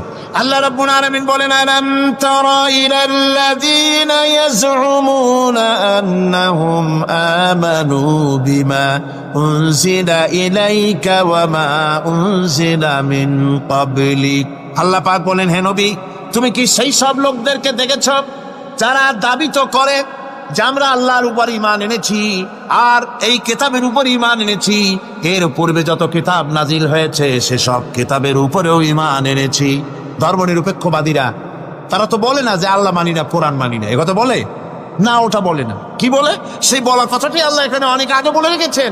ওরা বলে যে আমরা অবশ্যই আল্লাহকে মানি, আল্লাহর কিতাব মানি, এর পূর্বে যত কিতাব নাজিল হয়েছে সেগুলোও মানি, তবে ইউরিদুনা আইয়াতাহাকামু ইলাত তাগুত। তারা চায় তাদের জীবনের সমস্ত সমাধান সমস্যার জন্য তাগুতের কাছে যেতে চায়। তাগুতকে, আল্লাহকে বাদ দিয়ে তারা যেতে চায় কোথায়? তাগুতের কাছে। জোরে বলেন, কিসের কাছে যেতে চায়? তাগুতের কাছে। তাগুত বলে কারে? তাগুত বলা হয় যে নিজে আল্লাহর আইন মানে না এবং অপরকেও আল্লাহর আইন অমান্য করতে বাধ্য করে, তাকে বলা হয় তাগুত। ওরা বলে ধর্ম আর রাজনীতি আলাদা। কোরআন মানি কিন্তু কোরআনের আইন মানি না। ওরা কোরআন মানে ঠিকই, বলে যে কোরআন মানি, কিন্তু কোরআনের আইন মানে। তাহলে এ মানি বলার অর্থটা কি? এর মূল্যটা কোথায়? কোরআন যদি মানো তো কোরআন বলেছে সুদ খেও না, আমাদের দেশে সুদ চলছে না। কোরআন বলেছে বিবিকে পর্দায় রাখো, পর্দায় কি রাখা হচ্ছে? কোরআন বলেছে ওজনে কম দিও না, তা কি মানা হচ্ছে? কোরআন বলেছে আমার আইন দিয়ে দেশ শাসন করো, তা কি করা হচ্ছে? সুতরাং ধর্মনিরপেক্ষ মতবাদ যেটা, এই মতবাদটা কোরআনের দৃষ্টিতে কুফরি মতবাদ। ধর্মনিরপেক্ষ মতবাদ কি? জোরে বলেন, ধর্মনিরপেক্ষ মতবাদ কি? কোন মুসলমান, যে ব্যক্তি নিজেকে মুসলমান বলে দাবি করে, ধর্মনিরপেক্ষ মতবাদ সে বিশ্বাস করতে পারে না, জায়েজ নাই, হারাম। আফাতুমিনুনা বিবাদিল কিতাব ওয়া তাকফুরুনা বিবাদ, তোমরা কোরআনের কিছু অংশকে মেনে নিবে আর কিছু অংশকে করবে অস্বীকার। এটা যদি করো দুনিয়ার জীবনে পাবে দুনিয়ার জীবনে জিল্লতি আসবে, লাঞ্ছনা আসবে, আর কিয়ামতে পাবে জাহান্নামের শাস্তি। সুতরাং ধর্মনিরপেক্ষ মতবাদের অর্থ তারা বলে যে ধর্মহীনতা নয়, আসলে কিন্তু ধর্মনিরপেক্ষ মতবাদের অর্থই হলো ধর্মহীনতা। ঠিক কিনা কন? জোরে বলেন ঠিক কিনা? এই ধর্মনিরপেক্ষ মতবাদ আমাদের দেশের জন্ম হয় নাই, এর জন্ম হয়েছে ইউরোপ সভ্যতায়। প্রাচীন ইউরোপ সভ্যতায় এর জন্ম হয়েছিল, সেখান থেকে তার আন্ডা বাচ্চা ভারতে এসেছিল। ভারত থেকে এই আন্ডা বাচ্চার কিছু অংশ 1972 সালে তদানীন্তন সরকারের মাথার উপরে ভারত চাপিয়ে দিয়েছিল। সেই ধর্মনিরপেক্ষ মতবাদ 1972 সনের সংবিধানে লেখা হলো, কিন্তু 1982 সনে যখন সংবিধান আবার অ্যামেন্ডমেন্ট করা হলো, তখন ধর্মনিরপেক্ষতার কপালে ঝাঁটা মেরে বিদায় করা হয়েছে। বাংলাদেশে ধর্মনিরপেক্ষ মতবাদ চলতে পারে না। ধর্মনিরপেক্ষ মতবাদের কথা আমাদের দেশে তারাই বলে যারা 72 সনে ক্ষমতায় ছিলেন। তারা ধর্মের সাথে কি ব্যবহার করেছেন আমরা ভুলে যাই নাই, আপনারা ভুলে গেছেন। 1972 সনে দেশের সমস্ত বিশ্ববিদ্যালয়ের মনোগ্রাম থেকে ইকরা বিসমি রাব্বিকাল্লাযী খালাক রাব্বি জিদনি ইলমা, কোরআনে কারীমের আয়াতকে বিদায় করে দেওয়া হয়েছিল। শাসনতন্ত্রের শিরোনামে বিসমিল্লাহকে গ্রহণ করা হয় নাই। শুধু তাই নয়, কোরআনে কারীম সেখানে তেলাওয়াত করা হয় তখনকার সময় রেডিওতে, টেলিভিশনে, ওই 72 থেকে 3 বছর। এবং এখনো সেই দলটি মিটিং করতে গিয়ে, কোনো জায়গায় কিছু করতে গিয়ে, আগে কোরআন শরীফ, তারপরে গীতা, তারপরে বাইবেল, এগুলি হচ্ছে মুনাফিকের লক্ষণ। কিসের লক্ষণ? যেখানে যেই টেবিলে, যেই মঞ্চে কোরআন তেলাওয়াত হয়, বাইবেল গীতা পড়া হারাম, পড়া হতে পারে না। কোরআনের চাইতে শ্রেষ্ঠ কিতাব আল্লাহর দুনিয়া আছে? সমস্ত কিতাবকে রাত করেছে কোরআন। হযরত ওমর রাদিয়াল্লাহু তাআলা রাসূল করিম সাল্লাল্লাহু আলাইহি ওয়াসাল্লামের কাছে গিয়ে তাওরাতের একটা পাতা পড়তেছিল। হযরত আবু বকর রাদিয়াল্লাহু তাআলা সেখানে চলে এলেন। এসে দেখেন রাসূল করিম সাল্লাল্লাহু আলাইহি ওয়াসাল্লামের চেহারা মোবারক লাল হয়ে গিয়েছে গোসায়। হযরত আবু বকর বললেন, ওমর, তুই যদি এর থেকে মরে যেতিস, তুই যদি এর থেকে মরে যেতিস, তুই যদি এর থেকে মরে যেতি। 3 বার বললেন। হযরত ওমর শিউরে উঠলেন, হতচকিত হয়ে উঠলেন। আবু বকর আমাকে মরার কথা বলছেন কেন? তিনি তাকিয়ে দেখেন রাসূল করিম সাল্লাল্লাহু আলাইহি ওয়াসাল্লামের চেহারা মোবারক গোসায় লাল হয়ে। হযরত ওমর বলছেন, ইয়া রাসূলুল্লাহ, আমার এবং আমার পিতা মাতার জীবন আপনার কদম মোবারকে উৎসর্গ হয়ে যা। আমি অপরাধ করেছি, কি অন্যায় করেছি হুজুর আমাকে? হুজুর বলছেন, ওমর, তুমি যে তাওরাতের পাতা আমার সামনে পড়তেছ, এই তাওরাত যার উপরে নাজিল হয়েছিল, সেই মুসা আলাইহিস সালাম যদি আজকে বেঁচে থাকতেন, তাহলে আমার উম্মতের ভিতরে শামিল হয়ে যাওয়া তার জন্য ফরজ হয়ে যেত। অতীতের সমস্ত কিতাবকে রদ করা হয়েছে, সমস্ত শরিয়াতকে বন্ধ করা হয়েছে। সুতরাং কোন মুসলমানের প্ল্যাটফর্মে যেখানে কোরআন তেলাওয়াত হয়, বেদ, বাইবেল, গীতা পড়া হারাম সেখানে। এই মুনাফিকরা তাও করে থাকে। আমার মুসলমান ভাইয়েরা, নজরুল ইসলাম কলেজের ইসলাম শব্দ বাদ দিয়ে নজরুল কলেজ করা হয়েছিল। সলিমুল্লাহ মুসলিম হলের মুসলিম শব্দ বাদ দিয়ে শুধু সলিমুল্লাহ হল করা হয়েছিল। তার মানে ধর্ম এদের কলিজায় আগুন জ্বালিয়ে দেয়। ইসলামের নাম বরদাস্ত হয় না, কোরআনের নাম বরদাস্ত হয়। আর বরদাস্ত হয়নি বলেই আল্লাহ পাক তার ইন্তেকাম নিয়েছে। আমার বক্তব্য হচ্ছে, কোরআনে কারীম পৃথিবীতে এসেছে শাসন করতে দুনিয়াকে। তার মধ্যে রয়েছে রাজনীতি, অর্থনীতি, সব। এই বিচার ফয়সালা কোরআন থেকে যারা গ্রহণ করে না, রাসূলকে যারা বিচারক মানে না তাদের সম্পর্কে আল্লাহ পাক কি বলছেন শুনুন। ফালা ওয়া রাব্বিকা লা ইউমিনুনা হাত্তা ইউহাক্কিমুকা ফীমা শাজারা বাইনাহুম থুম্মা লা ইয়াজিদু ফি আনফুসিহিম হারাজাম মিম্মা কাদাইতা ওয়া ইউসাল্লিমু তাসলিমা। আল্লাহ রাব্বুল আলামিন বলেন ফালা ওয়া রাব্বিক, কখনো নয় হে নবী, আপনার রবের কসম, কখনোই নয় ওরা মুমিন নয় যারা নাকি তাদের জীবনের সব কিছুর ব্যাপারে যতক্ষণ পর্যন্ত আপনাকে বিচারক না মানে, আপনার দেওয়া ফয়সালাকে গ্রহণ না করে, এবং আপনি বিচার করার পর ফয়সালা দেওয়ার পরে এটার উপরে দ্বিধাহীন চিত্তে মেনে যতক্ষণ না নিবে ততক্ষণ পর্যন্ত তারা যত ঈমানের দাবি করুক তারা আসলে মুমিন না। এ ফতোয়া কার? এ ফতোয়া কার? আল্লাহ রাব্বুল আলামিনের ফতোয়া। কখনো মুমিন হতে পারবে না যারা রাসূলুল্লাহকে ফয়সালাকারী হিসেবে গ্রহণ না করবে, কোরআনকে সংবিধানের উৎস হিসেবে গ্রহণ না করবে। কোরআন এসেছে আইনের কিতাব হিসেবে পৃথিবীর মানুষকে পরিচালিত করার জন্য। আজ এই কোরআনের আইন যারা মানে সেখানে শান্তি পায়, কোরআন যেখানে মানে না সেখানে শান্তি হয়। আল্লাহ পাক পরিষ্কার বলেছেন কোরআনের আইন মেনে চলো। আর যারা এই কোরআনকে অমান্য করবে তাদের শাস্তি কি হবে? আল্লাহ পাক বলেন আল্লাযীনা কাযযাবু বিল কিতাবি ওয়া বিমা আরসালনা বিহি রুসুলানা ফাসাউফা ইয়ামালুন।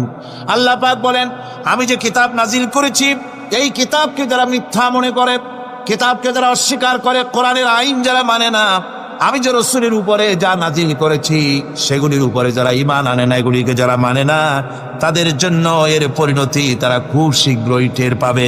খুব শীঘ্রই তাদেরকে পরিণতি দেওয়া হবে। কিয়ামতের দিন তাদেরকে আল্লাহ রাব্বুল আলামিন জাহান্নামে প্রবেশ করাবেন। কোরআনের অবমাননাকারীদের জায়গা কোথায় হবে? কোথায় হবে তাদের জায়গা? জাহান্নামের ভিতরে হবে। সুতরাং আমরা কোথায় যেতে চাই? জাহান্নামে না জান্নাতে? বেহেশতে যদি যেতে চাই, দুনিয়ায় যদি শান্তি চাই এবং আখিরাতে যদি মুক্তি পেতে চাই, তাহলে আমাদেরকে কোরআনের আইনকে মানতে হবে। কিসের আইন মানা লাগবে? কোরআনের আইন মানতে হবে। কোরআনে কারিমে নাজিল হলো, আল্লাহ পাক যে কোরআন আমাদের শিখালেন, আর রহমান আল্লামাল কোরআন, যে কোরআন তিনি আমাদের শিখালেন। এই কোরআন নাজিলের পদ্ধতি ছিল মদিনা এবং মক্কা। রাসূলের মক্কি জিন্দেগিতে কিছু নাজিল হয়েছে, আর মদনী জিন্দেগিতে নাজিল হয়েছে কিছু। মক্কা শরীফে যেগুলি নাজিল হয়েছে সে সূরাগুলো ছিল তাওহীদ, রিসালাত এবং আখিরাতের উপরে নির্ভর করে। আর মদনী সূরা যেগুলি ছিল সেগুলি ফৌজদারি দণ্ডবিধি, উত্তরাধিকারী আইন, তারপরে যাকাত, অসর, যুদ্ধ, সন্ধি, বন্দি, এরপরে রয়েছে স্বরাষ্ট্রনীতি, পররাষ্ট্রনীতি, অর্থনীতি, জীবন পরিচালনার সমস্ত বিধি আর ব্যবস্থা মদনী জিন্দেগির সূরাগুলিতে, অবতীর্ণ সূরাগুলিতে আল্লাহ রাব্বুল আলামিন নাজিল করেছে। কোরআন শরীফ মানুষের সকল সমস্যার সমাধান দিয়েছে। এখানে আমি এখন তার কিছু নমুনা পেশ করছি আপনাদের সামনে, আপনাদের বোঝার জন্য যে কোরআন। অনেকে বলে যে কোরআনের তাফসীরের ভেতরে রাজনীতির আলোচনা হয়। রাজনীতি সেইটুক করি যেটুকুন আল্লাহ কোরআনে করেছেন। জোরে কোন আলহামদুলিল্লাহ। এর থেকে বালাই কিছু বলি নাকি? না। কোরআন যেটুকুন করেছে, রাসূলুল্লাহ যেটুকুন করেছে, একজন মুসলমান হিসাবে তা করা আপনার আমার জন্য কি সুন্নত, নফল? ওইটা করা কি জোরে কোন? এটা করা আমাদের জন্য ফরজ। সেই জন্য আমি কিছু নমুনা পেশ করছি আপনাদের সামনে, বুঝতে পারবেন যে কোরআন শুধু নামাজের কথা নিয়ে আসে নাই। কোরআনের মধ্যে আয়াত সংখ্যা কত? ৬,৬৬৬। এটা ঠিক না, কিছু কম আছে। ৬,০০০ কয়েক শত, ভালো করে গুনে দেখা দরকার। তো এই যে আয়াতে কারিমা যেগুলি রয়েছে এর মধ্যে মাত্র ৫০০ আয়াত হচ্ছে হুকমে শরঈ। ভালো করে শোনো, ৫০০ আয়াত আদেশ এবং নিষেধ জাতীয়। এটা করো, ওটা করো না, এটা হালাল, ওটা হালাল। এ হলো ৫০০। তো এই যদি ৫০০ হয় তাহলে বাকি ৬,০০০ কি? বাকি ৬,০০০ ইতিহাস, দর্শন, বিজ্ঞান, রাজনীতি, অর্থনীতি, সমাজনীতি, উত্তরাধিকারী আইন, পররাষ্ট্রনীতি, স্বরাষ্ট্রনীতি, মানুষের জীবনে যা দরকার, ইহকাল, পরকাল, কবর, হাসর, মিজান, সিরাত, জান্নাত, জাহান্নাম, এই সব কিছু আল্লাহ পাক বাকি হাজার হাজার আয়াতের মধ্যে বলেছেন। তো 500 আয়াতের পরিচিতি আমাদের জানা আছে, নামাজ, রোজা, হজ, যাকাত, হালাল, বৈধ, অবৈধ ইত্যাদি সম্পর্কে। কিন্তু বাকি আয়াতগুলিতে আমাদের জীবন পরিচালনার ব্যাপারে আল্লাহ পাকের কথা শুনুন, কিভাবে এ কথাগুলি আল্লাহ পাক আমাদের বলছেন। বিচার পদ্ধতি সম্পর্কে শুনুন। কোরআন যে বিচার পদ্ধতি আমাদেরকে দিয়েছেন, নিরঙ্কুশ ন্যায় বিচারের কথা কোরআন বলেছে। কোরআন বলেছে বিচার হতে হবে কি ধরনের? ওয়াইদা হাকামতুম বাইনান নাসি আন তাহকুমু বিল আদল। কোরআন শরীফ বলেছে তোমরা যখন লোকদের মাঝে বিচার ফয়সালা করবে তখন অবশ্যই সুবিচার করবে, জাস্টিস, ন্যায় বিচার করবে। এই ন্যায় বিচার করতে গিয়ে তোমার সামনে যদি বিজাতীয় কোনো লোক আসামি হয়ে দাঁড়ায়, অমুসলিম, তখন বিচারটা কিভাবে করবে? কোরআনে কারীম বলছে ওয়ালা ইয়াজরিমান্নাকুম শানাআনু কওমিন আলা আল্লা তা'দিলু। কোন বিশেষ শ্রেণীর বিচার কাজ করতে গিয়ে, কোন বিশেষ শ্রেণী বা জাতির বিচার কার্য পরিচালনা করতে গিয়ে তাদের প্রতি বিদ্বেষ যেন তাদেরকে তুমি যেন জুলুম করে না বসো, তখন যেন তুমি ইনসাফ করতে পারো, তাদের উপরে জুলুম করবে না। সে যদি তোমার জাতের লোক না হয়, বিচার করতেছে, তুমি বিচারক হিসাবে সঠিক বিচার করবে, বিচারের মানদণ্ডকে কখনো হেলাদোলা করবে না, ভালো সুবিচার করবে। এটা হচ্ছে কোরআনে কারীমের কথা। আর আত্মীয় স্বজনের বিচার সম্পর্কে বলা হচ্ছে যে তোমরা বিচার নিয়ে, সুবিচার নিয়ে তোমরা দাঁড়াও, দণ্ডায়মান হও সুবিচার নিয়ে। মুসলমানেরা তোমরা যখন বিচার করবে তখন এই বিচার করতে গিয়ে ওয়ালাউ আলা আনফুসিকুম আবিল ওয়ালিদাইনে ওয়াল আকরাবিন, সে যদি তোমার নিজের বিরুদ্ধেও যায় বিচার, তা যদি তোমার সন্তান সন্ততি, ভাই ব্রাদার, মা বাপ ইত্যাদির বিরুদ্ধেও যদি চলে যায়, ইয়াকুন গানিয়ান আও ফাকিরান, যদি সে গরিব হয়, যদি সে ধনীও হয়, বিচারের বেলায় কোনো রকম তারতম্য করবে না, আপন হোক পর হোক, বিচার করতে হবে সঠিক। এটা কার কথা? আল্লাহর। জোরে বলেন কার কথা? পৃথিবীর কোন ধর্মগ্রন্থে কথা বলেছে? পৃথিবীর কোন জাতি কথা বলেছে? কোরআন বলেছে এই সুবিচারের কথা। সুবিচার করতে হবে, বিচারের বেলায় খবরদার আপন পর এবং কোন ধর্মের লোক এই চিন্তা করতে যেও না। কোরআনে কারীমের রয়েছে, কোরআনে কারীমের মধ্যে রয়েছে ফৌজদারি দণ্ডবিধি, জুডিশিয়াল ল, ফৌজদারি দণ্ডবিধি। এখানে একটা কথা বলে নিতে হয়, আল্লাহর আইন, মূল কথাটা কি? আল্লাহর আইন। আল্লাহর আইনের কথা শোনা মাত্রই এক শ্রেণীর লোকেরা মনে করে আল্লাহর আইন মানেই হলো হাত কাটা, আল্লাহর আইনের অর্থই হলো গলা কাটা, আল্লাহর আইনের অর্থই হলো দৌড়া মারা। এটা একটা বাজে কথা। আল্লাহ পাকের আল্লাহ কি এইরকম একটা বদমেজাজি দারোগার মতো আল্লাহ যে মানুষ পাইলেই খালি পিটাবে আর হাত কাটবে? একটা কথা হইল হাত কাটা, গলা কাটা। এটা কখন সুবিচার প্রতিষ্ঠিত হয়ে যাবে, খাওয়া পড়ার গ্যারান্টি মিলবে, তারপরে যদি কেউ চুরি করে দৃষ্টান্তমূলক শাস্তি দাও হাত কেটে। এর আগে না, মদিনা মুনাওয়ারায় হযরত ওমর রাদিয়াল্লাহু তাআলা আনহুর সময় অনাবৃষ্টির কারণে দুর্ভিক্ষ দেখা দিয়েছিল।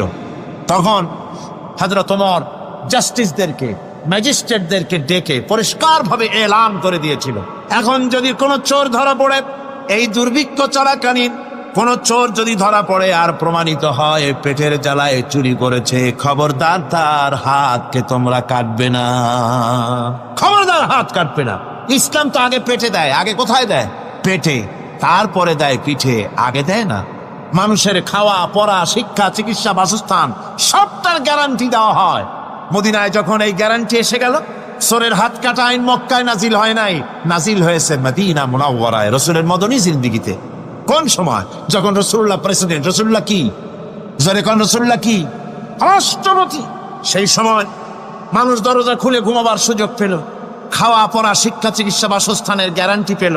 এই সময় আল্লাহ রাব্বুল আলামিন তিনি যখন দেখলেন ইসলামী সমাজ ব্যবস্থা কোরআনের আইনের মাধ্যমে মানুষ সব রকমের নিরাপত্তা লাভ করেছে, পেটের সমস্যার সমাধান হয়ে গেছে, তখন আল্লাহ আইন জারি করলেন, আস-সারিকু ওয়াস-সারিকাতু ফাকতাউ আইদিয়াহুমা।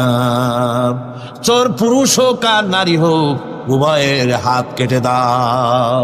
পুরুষ হোক আর নারী হোক, এখন উভয়ের হাত কেটে দাও। দৃষ্টান্তমূলক শাস্তি হোক, যাতে করে এই চুরি আর না কেউ না করে। পেটে খাবার আছে, চাকরি আছে, ওষুধ আছে, শিক্ষা আছে, থাকার মতো জায়গা আছে, এখন চুরি করো কেন?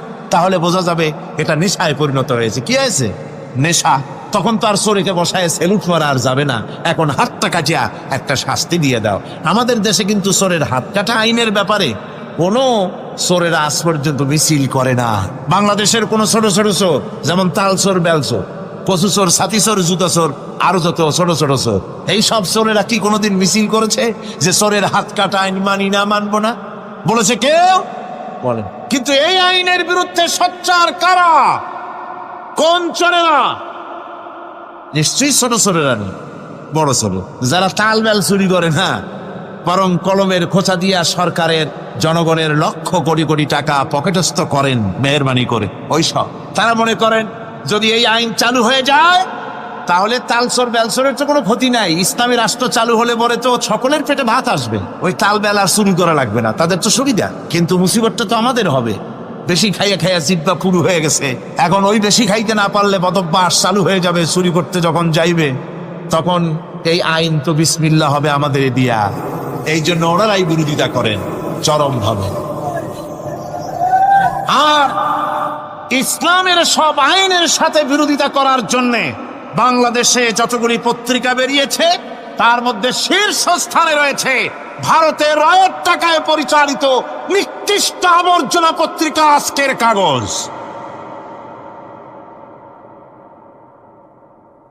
ওই কাগজে, এই কাগজের একটা প্রবন্ধ লেখা হয়েছে আজ। সেই প্রবন্ধে লেখা হয়েছে ধর্মভিত্তিক রাজনীতি এমনি এমনি নিষিদ্ধ করা যাবে না, সম্ভব হবে না, এটাকে একেবারে গোড়া থেকে উপড়ে ফেলে দিতে হবে। মাওবাড়ির আবদা ভারতের টাকা নিয়ে লাফালাফি করছে আজকে, তারা বাংলাদেশ থেকে ধর্মভিত্তিক রাজনীতি নিষিদ্ধ ঘোষণার জন্য পায়তারা চালাচ্ছে এই পত্রিকার মাধ্যমে। এই পত্রিকার একমাত্র কাজ গোটা জাতিসত্তাকে দ্বিধা বিভক্ত করা, ইসলামের বিরুদ্ধে ইয়াং জেনারেশনকে খেপিয়ে তোলার জন্য আদা পানি খেয়ে লেগেছে। ধর্মভিত্তিক রাজনীতি নিষিদ্ধ ঘোষণা করার জন্য আপ্রাণ প্রচেষ্টা চালাচ্ছে। সংসদে পর্যন্ত এই বক্তব্য উঠানো হয়েছে, তাই না? সংসদে উত্থাপিত হয়েছে ধর্মভিত্তিক রাজনীতি নিষিদ্ধ ঘোষণা করতে হবে। আমি বলেছি ধর্মভিত্তিক রাজনীতি নিষিদ্ধ ঘোষণা করে ফেলেছিল রাশিয়া।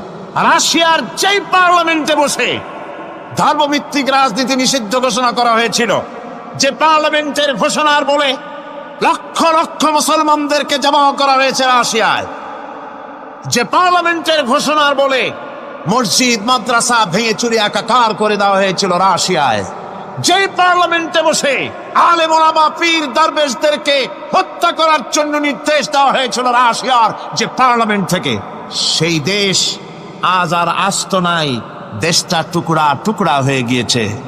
বাংলাদেশের পার্লামেন্টে আজকে যারা এই দুঃসাহসিক কথা বলছেন, ধর্মভিত্তিক রাজনীতি নিষিদ্ধ ঘোষণা করার কথা যারা উচ্চারণ করছেন, রাশিয়ার পার্লামেন্টের ইতিহাস ভুলে যাবেন না। বাংলাদেশে 11.5 কোটি তৌহিদি জনতার তৌহিদি রক্ত, তৌহিদি চেতনা সমস্ত শরীরে মাথায় আর রগ রেশায় টকবক করছে ইসলামী চেতনা, ইসলামের রক্ত। এই মুসলমানদের সাথে আগুন নিয়ে খেলা করার চেষ্টা করো না আমার বন্ধুগণ। কোরআনের আইন বন্ধ করার ক্ষমতা কারো নাই। আইন চালু হলে পরেই শান্তি আসবে। ওরা বিরোধিতা করছে, ওরা বলছে চোরের হাত কাটা আইন, এটা হচ্ছে একটা অমানবিক ব্যাপার। আইনটা কার? আল্লাহ। মানুষগুলি কার? তা তোমারা তো দরদ কেন? মায়ের চাইতে মাসির দরদ বেশি, এটা কি খুব সুলক্ষণ? না, এটা দারুণ কুলক্ষণ। সুতরাং আল্লাহ রাব্বুল আলামিন তার আইন হচ্ছে শাশ্বত আইন। চোরের হাত কাটা আইন অর্থ এ নয় যে বাংলাদেশ ইসলামী দল যদি ক্ষমতায় আসে পাইকারি দরে চোরের হাত কাটা আরম্ভ করবে না। ততক্ষণ পর্যন্ত আইন চালু হবে না যতক্ষণ পর্যন্ত সমস্ত মানুষ তাদের কর্মসংস্থান না হবে, খাবার না পাবে, চাকরি বাকরি না হবে, খেয়ে পরে খাওয়া পড়া শিক্ষা চিকিৎসা বাসস্থান সবটার গ্যারান্টি মিলবে, তারপরে আইন চালু হবে। এর আগে আল্লাহ রাব্বুল আলামিন ফৌজদারি দণ্ডবিধির আওতার ভিতরে চোরের কি শাস্তি হবে তা বললেন, নরহত্যার শাস্তি কি হবে তাও আল্লাহ পাক এখানে বলছেন, ইয়া আইয়ুহাল্লাযীনা আমানু কুতিবা আলাইকুমুল কিসাসু ফিল কাতলা। আল্লাহ পাক বলেন তোমাদের প্রতি নরহত্যার শাস্তি স্বরূপ কিসাস নির্দিষ্ট করা হয়েছে, অর্থাৎ হত্যার বদলে হত্যা করা। একজন মানুষ আর একজন মানুষকে হত্যা করেছে, কোরআনের আইন হচ্ছে ওকেও হত্যা কর। কি সুন্দর আইন, সুবহানাল্লাহ পড়েন। তাহলে কি হবে? রেডিও, টেলিভিশনে, পত্র পত্রিকার মাধ্যমে যদি খবর ছড়ানো হয় যে হত্যাকারীর বিচার হবে কোরআনের আইন অনুযায়ী, প্রকাশ্য রাজপথে হত্যাকারীকে তাকেও যদি হত্যা করে দেওয়া হয়, এই দৃশ্য উপস্থিত জনতা যত দেখবে, পত্র পত্রিকায় খবর পাবে, টেলিভিশনের পর্দায় দেখতে পাবে, যারা দেখলো এই সব লক্ষ লক্ষ জনতার ভেতরে মানুষ হত্যা করার দুঃসাহস আর আসবে? আল্লাহ পাক বলছেন এটা হচ্ছে মানুষের কিসাস, এর মধ্যে রয়েছে মানুষের জীবন। এরপরে নরহত্যার শাস্তি আল্লাহ পাক এভাবে কোরআনে কারীমের মধ্যে বললেন। জিনার শাস্তি, আয-যানিয়াতু ওয়াজ-যানি ফাজলিদু কুল্লা ওয়াহিদিন মিনহুমা মিআতা জালদা। আল্লাহ রাব্বুল আলামিন বলেন, জিনাকারিনী পুরুষ, জিনাকারিনী নারী আর জিনাকারা পুরুষ, তাদের শাস্তি হচ্ছে উভয়কে 100 করে দৌড়া মারা, প্রাণদণ্ড দিয়ে দেওয়া। এই শাস্তি যদি হয়, জিনা বন্ধ হয়ে যাবে, বিবাহ সহজ হবে। ইসলামী রাষ্ট্র হলে পরে জিনা করা কঠিন হবে, বিবাহ করা সহজ হয়ে যাবে। এটা হচ্ছে কোরআনের আইনের সুন্দর বিধান। জিনার শাস্তি, চোরের শাস্তি, নরহত্যার শাস্তি জুডিশিয়াল লয়ের আওতায়, ফৌজদারি দণ্ডবিধির আওতায় এগুলি পড়ে। এগুলি সব কোরআন শরীফে আছে না নাই? আছে কিনা? তাহলে কি করে আপনি বলবেন আপনি ধর্ম নিরপেক্ষ? আপনি শুধু ধর্ম আপনার ব্যক্তিগত ব্যাপার আর রাজনীতি একটা আলাদা ব্যাপার। এবারে আল্লাহ রাব্বুল আলামিন মদ পান সম্পর্কে, যারা মদ পান করবে, জুয়া খেলবে যারা, তাদের সম্পর্কে, মদ্যপায়ীদের ব্যাপারে আল্লাহ পাক বলছেন, ইন্নামাল খামরু ওয়াল মাইসিরু ওয়াল আনসাবু ওয়াল আজলামু রিজসুম মিন আমালিশ শাইতানি ফাজতানিবুহু। আল্লাহ পাক বলেন, নিঃসন্দেহে মদ, জুয়া এবং পাশা, এ সমস্ত খেলাকে, এই সমস্ত জিনিসকে নাপাক ঘোষণা করা হয়েছে। এগুলি সব হতেছে শয়তান কর্তৃক উদ্ভাবিত নোংরা কাজ। এগুলি শয়তানের কাজ। মদ আর জুয়া কার কাজ? জোরে বলেন, কার কাজ? শয়তানের কাজ। সুতরাং ফাজতানিবুহু, এর থেকে তোমরা ফিরে থাকো। আল্লাহ বলছেন মদ এবং জুয়া মানুষকে আল্লাহর জিকির থেকে ফিরায় রাখে। ফাহাল আনতুম মুনতাহুন, এগুলি শোনার পরেও কি তোমরা এর থেকে ফিরে থাকবে না? এবার আল্লাহ রাব্বুল আলামিন ওজনে কম দেওয়া সম্পর্কে বলছেন। যারা ব্যবসায়ী, অনেক ব্যবসায়ী আছে, ব্যবসা করতে গিয়ে ধর্ম ব্যক্তিগত ব্যাপার, ব্যবসার মধ্যে ধর্ম নিতে চাই না। কয় যে ধর্ম দারুণ পবিত্র জিনিস, এত পবিত্র, শুধু মসজিদে থাকবে, শুধু মাদ্রাসায় থাকবে, আমার জীবনের বিস্তীর্ণ অঙ্গনে ধর্ম ঢুকতে পারবে না। তার মানে ভাবখানা এই, আল্লাহ এবং রসুলকে বলে দেওয়া হচ্ছে, হে আল্লাহ, হে রসুল, তোমাদের উপরে 144 জারি করে দিলাম, শুধু মসজিদে আর খানকায় থাকো, মাদ্রাসায় থাকো, আমাদের জীবনের বিস্তীর্ণ অঙ্গনে তোমাদের কোনো প্রবেশের অধিকার নাই। জোরে কর নাউজুবিল্লাহ। আল্লাহ পাক মানুষের জীবনের সকল ক্ষেত্রে আইন চলবে আল্লাহ। ইনিল হুকমু ইল্লা লিল্লাহ, আইন চলবে কার? আল্লাহ রাব্বুল আলামিন বলেন, ওজনে কম দিও না। ওয়াউফুল কাইলা ইযা কিলতুম ওয়াজনু বিল কিসতাসিল মুস্তাকিম। মেপে যখন কোনো জিনিস দিবে, পরিমাপে কম দিবে না। ওজন করে যখন দিবে, ওজনেও কম দিবে না। আল্লাহ পাক কোরআনে কারীমের মধ্যে সুন্দর করে সব কথা বলে দিলেন। ওজনে কম করো না, পরিমাপে কম করো না, সঠিকভাবে এটাকে দিও। এতিমের মাল সম্পর্কে কোরআন বলছে, ওয়ালা তাকরাবু মালাল ইয়াতীমি ইল্লা বিল্লাতী হিয়া আহসান। এতিমের মাল ভক্ষণ করা তো দূরের কথা, এর নিকটবর্তী হয় না। তবে হ্যাঁ, এতিম বয়সপ্রাপ্ত হওয়া পর্যন্ত যদি আমানত রাখো, সেটা ভিন্ন কথা, কিন্তু এতিমের মালকে ভক্ষণ করো না অবৈধভাবে। এতিমের মালের সুরক্ষার জন্য আল্লাহ পাক বলে দিলেন। অশ্লীলতা সম্পর্কে, আজকে সমাজে অশ্লীলতা চলছে, বেহায়ামি, নগ্নতা চলছে, এ সম্পর্কে আল্লাহ পাক বলছেন, কুল ইন্নামা হারামা রাব্বিয়াল ফাওয়াহিশা মা যাহারা মিনহা ওয়া মা বাতান। আল্লাহ পাক বলেন, হে নবী, আপনি বলে দেন, আমার প্রভু নিঃসন্দেহে প্রকাশ্য এবং অপ্রকাশ্য সব রকমের নির্লজ্জতা এবং পাপাচারকে নিষিদ্ধ ঘোষণা করেছেন, হারাম করে দিয়েছেন। প্রকাশ্য এবং অপ্রকাশ্য সব রকমের পাপাচারকে, নির্লজ্জতাকে আল্লাহ পাক নিষেধ করেছেন। আজকে আমাদের দেশের টেলিভিশনে যে সমস্ত নির্লজ্জ বিজ্ঞাপন দেওয়া হয়, নারী দেহের যে সৌন্দর্য প্রদর্শনী করা হয়, এই কি কোনো মুসলমান দেশের করা উচিত? কোনো মুসলমানদের জন্য এটা কি বৈধ? আজ নির্লজ্জতা বেহায়ামি ছড়িয়ে পড়ছে চতুর্দিকে। আল্লাহ পাক নিষেধ করছেন, হারাম করে দিয়েছেন। প্রকাশ্য অপ্রকাশ্য সব রকমের নির্লজ্জতা আল্লাহ পাক হারাম করেছেন। সুদ সম্পর্কে আল্লাহ পাক বলছেন, ওয়াহাল্লাল্লাহুল বাইআ ওয়া হারামার রিবা। আল্লাহ পাক বলেন, আমি সুদকে হারাম করেছি আর ব্যবসাকে করেছি হালাল। ব্যবসা করো, ব্যবসার মধ্যে বরকত আসবে। সুদ নিও না, সুদ দিও না। আজকে সুদের প্রচলন চলছে। আল্লাহর আইন না থাকার কারণে এমন একটা জঘন্য ধরনের অপরাধ আমার জাতি করছে। সুদের মতো নিকৃষ্ট পাপের সাথে গোটা জাতি জড়ায় গেছে। ঠিক কিনা কর? সুদ খাওয়া এবং দেওয়া কি? জোরে বলেন কি? এই সুদের মধ্যে রয়েছে 70টি গুনাহ। তার ছোট্ট গুনাহ হলো নিজের মাকে নেকাহ করা। জোরে কর নাউযুবিল্লাহ। এই মারাত্মক গুনাহ গোটা জাতি জড়িয়ে আছে। এই জন্যে আলহামদুলিল্লাহ, আল্লাহ শুকর আদায় করি যে এখন বাংলাদেশে ইসলামী ব্যাংক চালু হয়েছে। সুদমুক্ত ইসলামী ব্যাংকিং বাংলাদেশে চালু হয়েছে। কোন আলহামদুলিল্লাহ। এতদিন সুদী ব্যাংকে লেনদেন করেছেন, তার না হয় একটা জবাব দিতে পারবেন কিয়ামতের দিন যে আল্লাহ, সুদমুক্ত ব্যাংক ছিল না, পর্বটা কি? এই টাকা পয়সা নিয়ে বিপদে পড়ে গেছিলাম, চোরে নেবে, ডাকাতে নেবে, জীবন যাবে, তাই সুদী ব্যাংকে পয়সা রাখছিলাম। হয়তো একটা জবাব ফোড়া অজুহাত খাড়া করতে হয়তো বা পারবেন। কিন্তু সুদমুক্ত ব্যাংক চালু হওয়ার পর সুদী ব্যাংকের সাথে যারা লেনদেন করছেন আর নামাজ রোজাও করছেন, কি জবাব দেবেন কোন কিয়ামতে? নামাজে রক্ত হয়ে গেছে, উজুর পানি নাই, কি করবেন? নামাজ ছেড়ে দেবেন? কি করবেন? তায়াম্মুম করবেন। তায়াম্মুম করে নামাজের মুসল্লায় দাঁড়িয়ে গেছেন, এমন সময় উজুর পানির খবর এসে গেছে, কি হবে? তায়াম্মুম থাকবে না, ছুটে যাবে। ইসলামী ব্যাংক ছিল না বলে সুদী ব্যাংকগুলিকে তায়াম্মুমের মতো ব্যবহার করেছেন। কিন্তু ইসলামী ব্যাংক এসে গেছে, উজুর পানি এসে গেছে।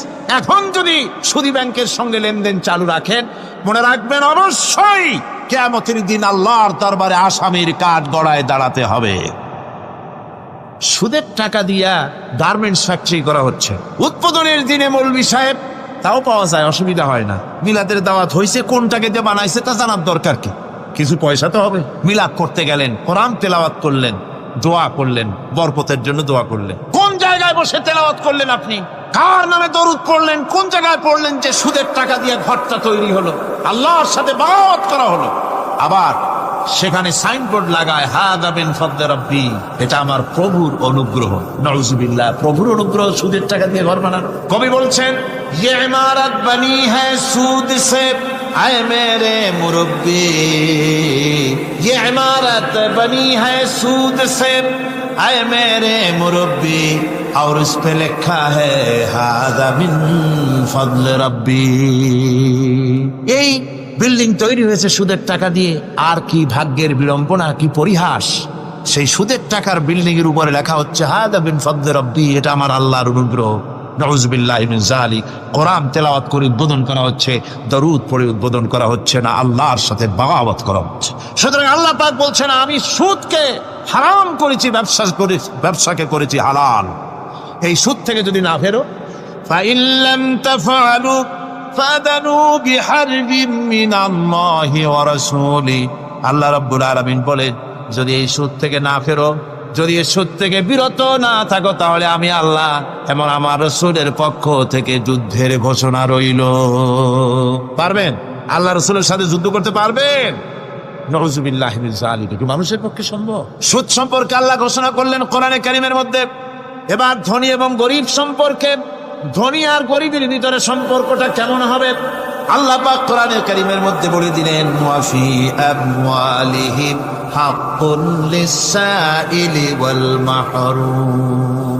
আল্লাহ রাব্বুল আলামিন বলছেন, ও ধনীরা, তোমাদের সম্পদের ভেতরে গরিবদের অধিকার আছে, সে অধিকার আদায় করে দাও। একথা বলা হলো না গরিবরা তোমাদের করুণার পাত্র, দয়া করে তাদের কিছু দাও, একথা আল্লাহ বলেন নাই। বললেন, ধনীরা শুনে রাখো, তোমাদের সম্পদে গরিবদের অধিকার আছে। অধিকার তাদের ফিরিয়ে দাও।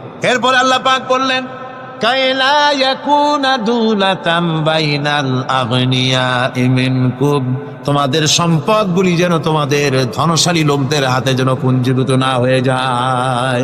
দেশের সমস্ত সম্পদ গুটি কতক লোকের হাতে যেন পুঞ্জীভূত না হয়, বরং তার যাকাত, ফিতরা, সাদকা, এককালীন দান ইত্যাদির মাধ্যমে জনগণের কাছে যেন তা পৌঁছে যায়, এক জায়গায় যেন পুঞ্জীভূত হয়ে না থাকে। এভাবে করে আল্লাহ পাক মানুষের জীবনের সাথে সম্পৃক্ত কথাগুলি বলছেন। রাষ্ট্র ব্যবস্থা সম্পর্কে বলছেন, ওয়া আমরুহুম শুরা বাইনাহুম, রাষ্ট্র পরিচালনা করতে গিয়ে তাদের সাথে পরামর্শ ভিত্তিক রাষ্ট্র চালাও, স্বৈরাচার হয়ে ক্ষমতায় বসে দেখো না, ইচ্ছে মাফিক দেশ চালায়ও না, ডিক্টেটর হয়েও না, পরামর্শ ভিত্তিক দেশ পরিচালনা করো।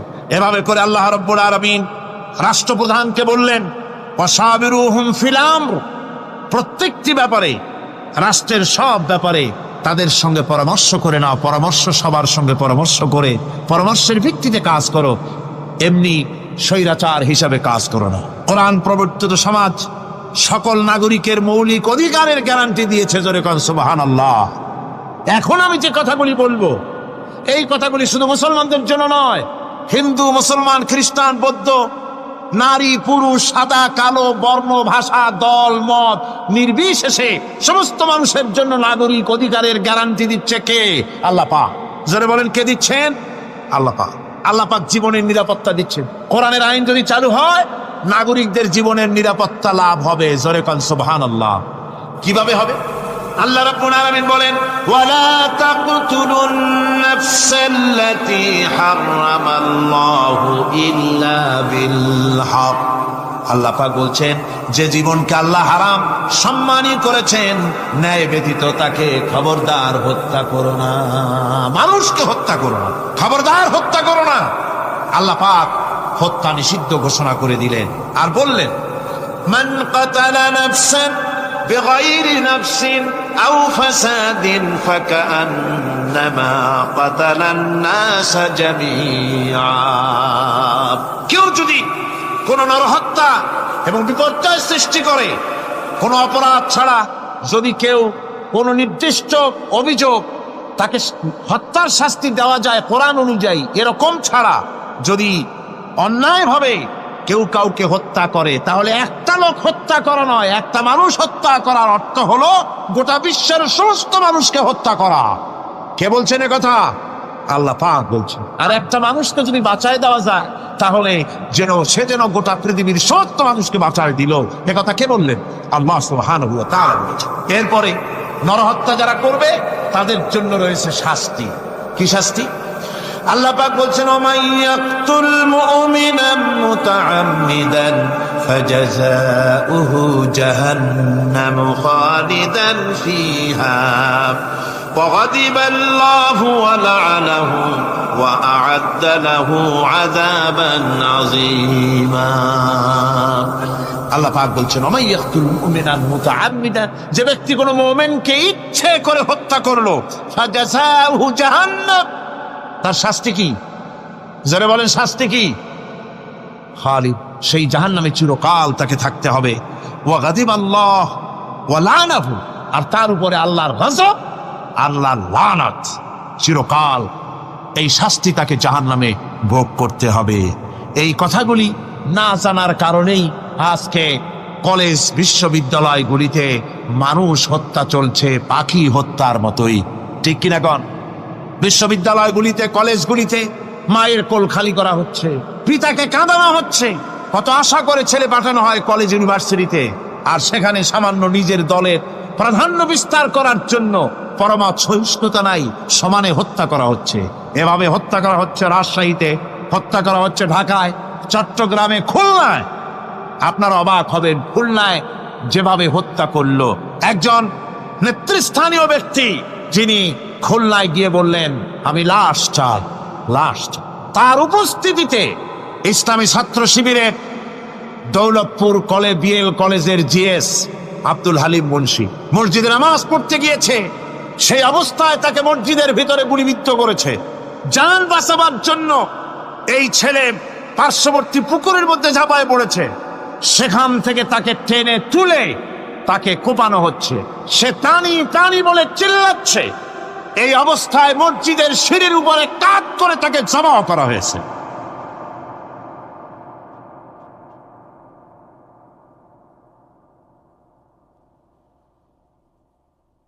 এরপরে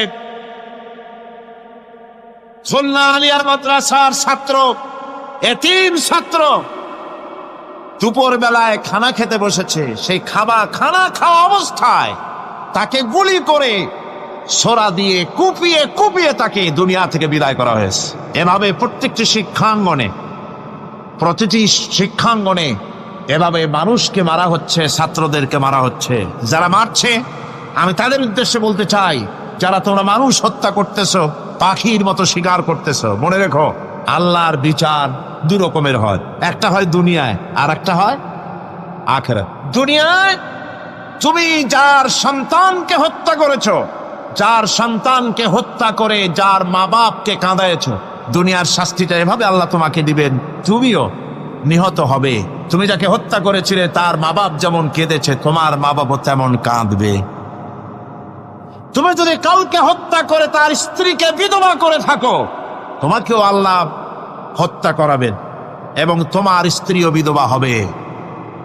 তুমি যদি কাউকে হত্যা করে তার সন্তানকে এতিম বানায় থাকো, অবশ্যই তুমিও নিহত হবে, নিহত হবে।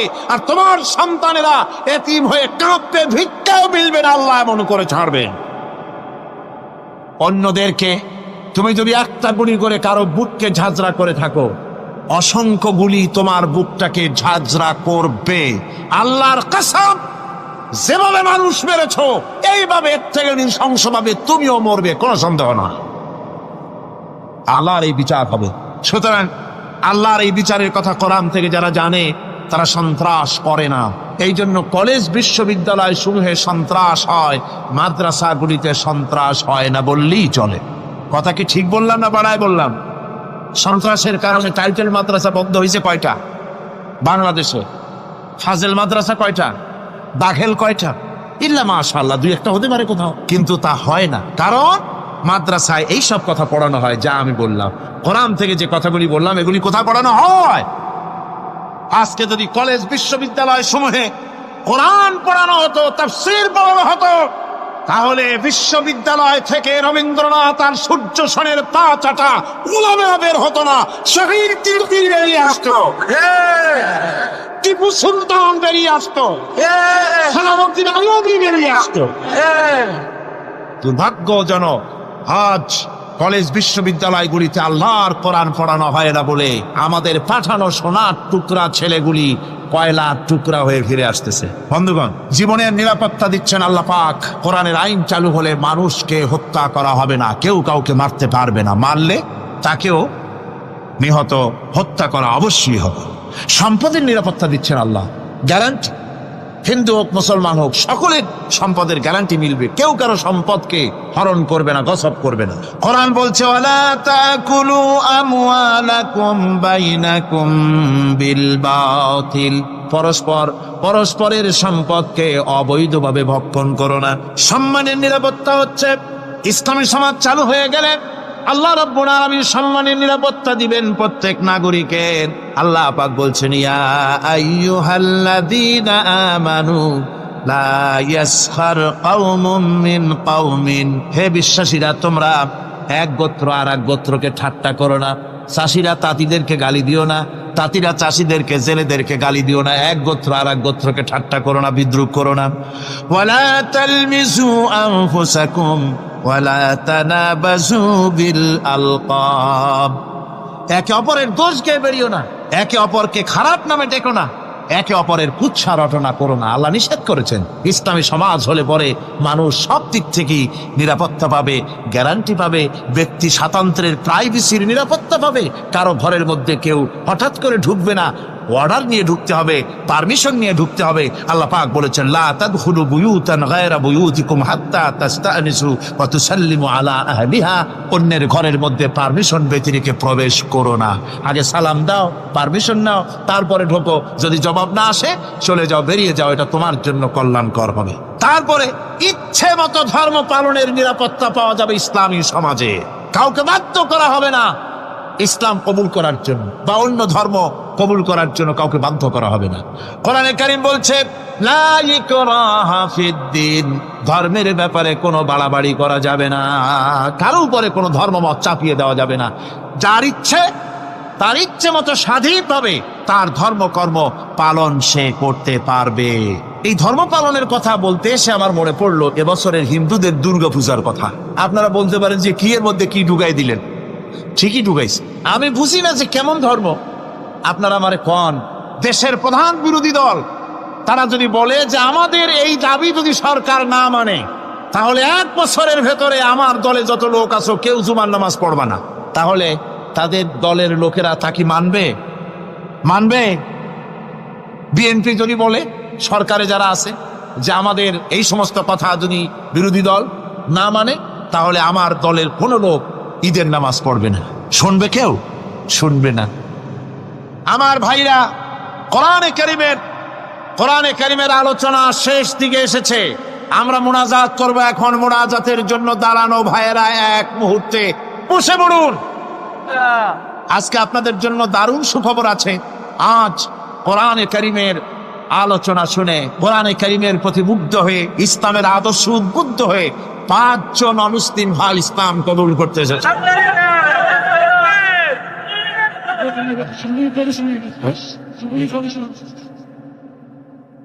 ভেতরে যারা ইসলাম কবুল করবেন তারা আমার সাথে পড়েন, আপনারাও পড়েন, সবাই পড়েন, লা ইলাহা ইল্লাল্লাহু মুহাম্মাদুর রাসূলুল্লাহ। আল্লাহ ছাড়া কোনো ইলাহ নাই, মাবুদ নাই, উপাস্য নাই। মুহাম্মদ সাল্লাল্লাহু আলাইহি ওয়াসাল্লাম আল্লাহর প্রেরিত রাসূল। আশহাদু আন লা ইলাহা ইল্লাল্লাহু ওয়াহদাহু লা শারীকা লাহু ওয়া আশহাদু আন্না মুহাম্মাদান আবদুহু ওয়া রাসূলুহু। আমি সাক্ষ্য দিচ্ছি আল্লাহ ছাড়া কোনো ইলাহ নাই, মাবুদ নাই, উপাস্য নাই। তিনি এক, একক, নিরঙ্কুশ, তার কোনো অংশীদার নাই। আমি আরো সাক্ষ্য দিচ্ছি মুহাম্মদ সাল্লাল্লাহু আলাইহি ওয়াসাল্লাম আল্লাহর প্রেরিত বান্দা এবং রাসূল। ব্যাস, এবার বলেন আসসালামু আলাইকুম। সবাই জবাব দেন। ওয়ালাইকুম আসসালাম ওয়া রাহমাতুল্লাহ। বলতে চাই, আমি হিন্দুর ছেলে ছিলাম, ইসলাম ধর্ম গ্রহণ করছি। আমার মুসলমান ভাই সবার কাছে আমি দোয়া চাইতেছি, আমাকে দোয়া করছি। আলহামদুলিল্লাহ, আলহামদুলিল্লাহ। আমি এখন আমাকে দোয়া করবেন আপনারা, আমি যেন বাকি জীবনটা কাটাই যেতে। আরে আল্লাহ দোয়া করেন একটু। আলহামদুলিল্লাহ, দোয়া হবে, দোয়া হবে। এই মুহূর্তে 6 মাস অপেক্ষা করছি আপনার জন্য। বহুদিন আমার আশা ছিল, আজকে আশা পূরণ হয়েছে। আল্লাহ মঞ্জুর করুন, আল্লাহ মঞ্জুর করুন, আল্লাহ মঞ্জুর করুন। আমার এই ভাই, এই 2 জন একটু আগ মুহূর্তে তারা ছিলেন মুশরিক, এখন আমাদের ভাই, আমাদের কি ওনারা, ওনাদের অবস্থা এখন এই হয়েছে, ওনার চোখে ধর্ম কিছু নাই, বৌদ্ধ ধর্ম এটা কিছু নেই, সব জায়গায় ঘুরিয়েছিলাম, ওদের ধর্মের ভিতরে কিছু নেই, আল্লাহ কালাম ছাড়া কিছু নাই। মুসলমান কেসে করে আল্লাহ কালাম ছাড়া আলহামদুলিল্লাহ। আমি এখন তাদেরকে বুকে জড়িয়ে ধরে এই বিশাল জনসমুদ্রের পক্ষ থেকে আমি তাদেরকে সম্মানিত করছি।